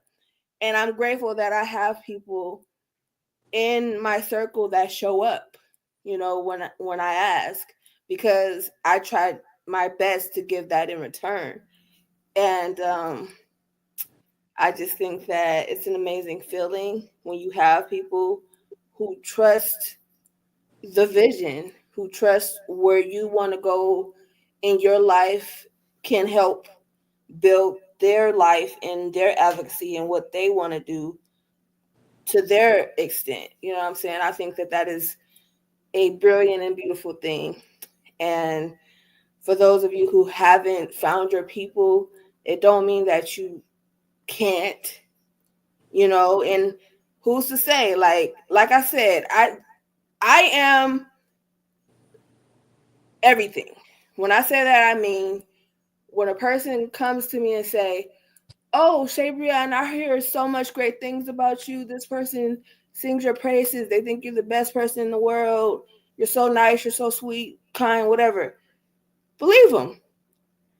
When I hear somebody come to me, oh, Shay Brianne, somebody said you don't play that and you'll cuss them out if need be. Believe them. Okay? It Listen, you get the best of both worlds. Everybody's human, and I feel like you give people grace, and it is what it is. Some people don't, and that's okay. And nobody who I've walked away from or who have ever walked away from me, I ever feel any type of like animosity. No, Mm-hmm. I want that absolute, that's from the bottom of my heart. I don't care who it is. The bottom Mm-hmm. of my heart, I want the absolute best for everybody, especially if you have sickle cell. I Mm-hmm. want you to be your best self. I never, and it doesn't even cross my mind. I'm not wired that way to just be like, oh, I just wish the worst, the absolute worst for this person, and I'm wishing bad on you. Like, I want everything to work out regardless, because everybody has their blessings, everybody have their moments, and all that matters is that you put one foot in front of the other. You do the best you can by yourself and by the people in your circle, Mm-hmm. and the rest the rest will happen easily. It really does. It falls into place. It really does. And I just want to say, for Okay. all you do, you are amazing, girl. I like your spirit is so like calm and just warm to me. Like I just want you to keep going, and especially with the things that you come up against with your health. If there's any way I can help you, I don't want a dime from you. I would love to help you get your health together. I really would. anything Oh, that I could do, because I just see so much in you, and I would love to water that. I would love to water that. I appreciate that. I'm gonna take you up on that because I be showing my daughter your pictures. I showed her today. I was like, she is so like you are so amazing to me, and how you just you decided one day I'm gonna take my fitness serious, and then from there, like you just built yourself into what you wanted to be, and Mhm. I strive for that. I Oh, fail thank you. sometimes. I'm not perfect, but I think that I'm on the right path, and You so are. you know. You are, girl. All you do, you inspire me like you do, and I'm just happy God has put me around people, women with sickle cell that are thriving, that have a growth mindset, and that just want to get better and water everybody that is in the community. I really love that, and teach. I want to invite all of you to the event that I do with Calvin called the Pull Up. It'll be on April 4th, 6 to 6:45 p.m. through Zoom. We do a meditation, we go into prayer, we say affirmations, and then we do a low impact workout that I lead. So it's free, and I would love for all of you to be a part of it if you like. And I will get you guys the Zoom link. I'll get it to you, and then you can share it. Okay, awesome. Yes, And I feel yes. like we all, should be pulling up. Pull Pull up. up. Yes, pull up. Yes. Yeah, We I'm got with our it. support groups. We have our I'm support with groups that. every fourth Saturday. Okay. Like I said, our support groups ain't like the normal support groups that you used to doing when in the sickle cell community. Like I said, we don't.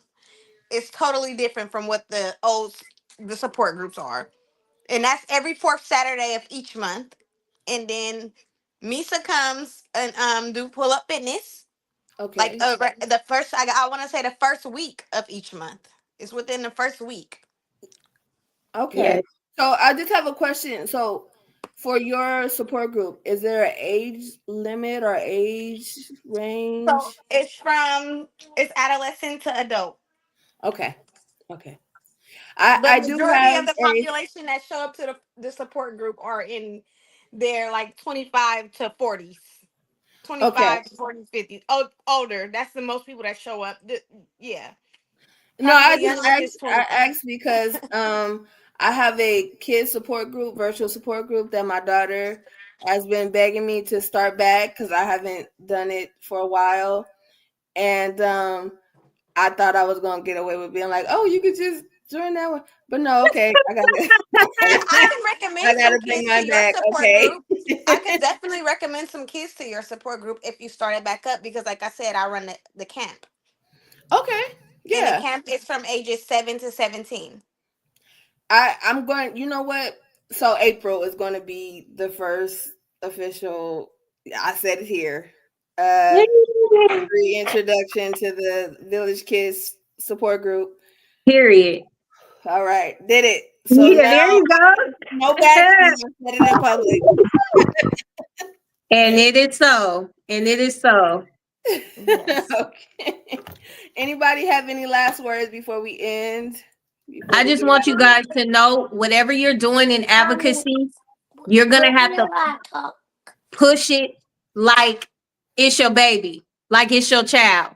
Tell everybody about it. That's what I've done to my business over 13 years, and I've grown it to a place where it's just amazing to me. I'm grateful every day. I don't care what, because where it is like crazy. I would have never thought years ago. So what you believe in, push it. Tell everybody about it.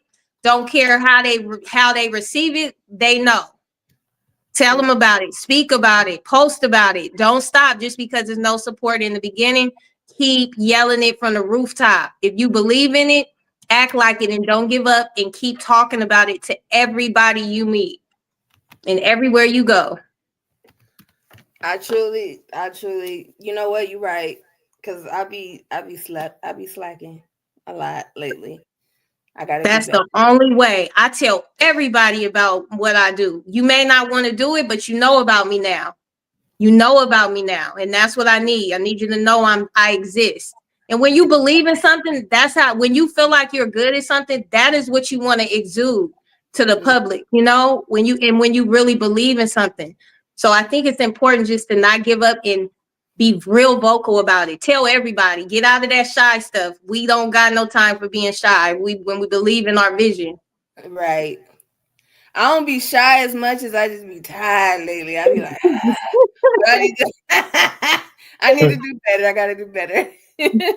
Well, I feel like you were able to admit that. So I feel like it's something that you'll be able to work on.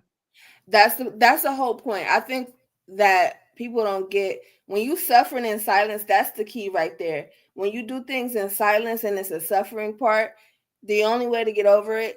When I was going through my depressions, I used to go through severe depressions. And the only way I overcame that was speaking out about it and Mm-hmm. talking about it and being vocal. Mm-hmm. And that's how I really became like this version of myself, you know. So that's what I do. Like I'm an open book. People know. Like I be talking to my Uber driver. They be like, like, listen, I'm an open book, and I just want to. I want to teach people. I want people to get great energy from me. I want them to walk away from me in any capacity. Be like, I feel different. I feel better. I've learned something. So that's how I live my life, and that's how I'm gonna continue to live it. I just got to do it a little louder, like you said. Period. Anybody else got something they want to say before we go? Both of y'all from Oakland? Yes. Oh, okay, cool. We have three So, people from Oakland, right? Do yeah, we? Lena from Oakland too.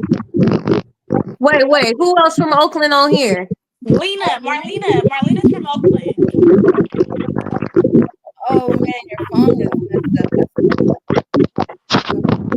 Marlena is from Oakland. Oh, hey, girl, you on here too?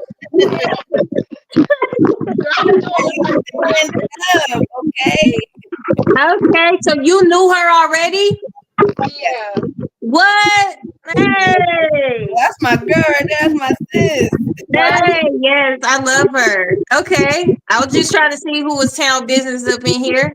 Yep. Oakland in the Anybody else got something they want to say before I end this?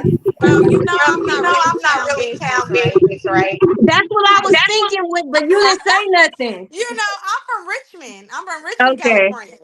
Oh, she like Bay yeah. Area still. Yeah, Cali it's is still the Cali. Bay. Cali is Cali. Listen, I mean, well, I'm from LA, so Oh, okay. so you know What that's part of LA again? I think I remember you told me that, but what part? I'm from South Central LA originally. Oh, okay. I love South Central. Yeah. Uh-huh. So you was born and raised in a swap meets, huh? Mhm. I Yes. love the swap meets. Listen, I when I go to Cali, if I get to go to like South Central, I feel so good. Like it feels different when I'm in Mm, different parts, but when I'm in South Central, I just feel home. I just feel like yes. a warm, cozy blanket Hmm. is just Nothing like it. around me, you know. Yes. Where you from, Master? Oh, I'm from Chicago. Oh, the shack. Yeah. You from Sure. Chirac? Mm-hmm. Chirac in the house. Yep. Oh, I know why you be having problems. I'm just playing. Oakland is just as bad. I'm just I don't have joking. no problems. I'm just messing with you, Master. That be them people with problems. Yeah, it's everybody else, master. Everybody else. Nobody but them. Nobody but them. Yeah. How old are you, Master? I'm 45. What? I mean, I can't see you that good, but I wouldn't have guessed 45. Yeah. That's the one good thing about sickle cell. Cause they be thinking I'm still a teenager. I'm like, y'all Ain't, lying. I don't look that young. ain't that a trip? But That ain't is that a I'm trip. the youngest Everybody, person on here. That's crazy. You say what? I'm the how youngest on here. how old are you? 33. Yeah. Cause I'm 35. So yeah. not by much. No, not by much, me too.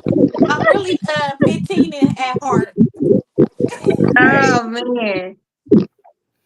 All right, y'all. I just want to thank y'all so much for joining. Thank you so much for the conversation.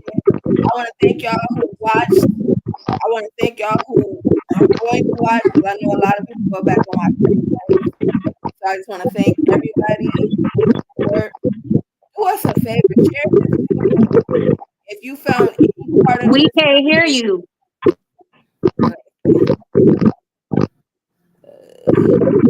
It's just a lot of movement. Like, can you hear me now? Let me see. Oh, that's Marlene. Okay. Can you hear me now? Okay. If you found any part of this conversation beneficial, helpful, inspiring, educational, whatever may strike you, share this video. Support us. That's the whole point. We want to keep giving you stuff like this. We want to be able to share our stories and know that it's reaching someone, even if it reaches one person. If you that one person that say, you know what, I'm going to comment today and say, hey. And for those of you who have commented, thank you so much. You're appreciated. And I'm going to leave y'all off with my positive words of wisdom, as I always do. And that is, start where you are, use what you have, and do what you can. Until next time, folks, peace.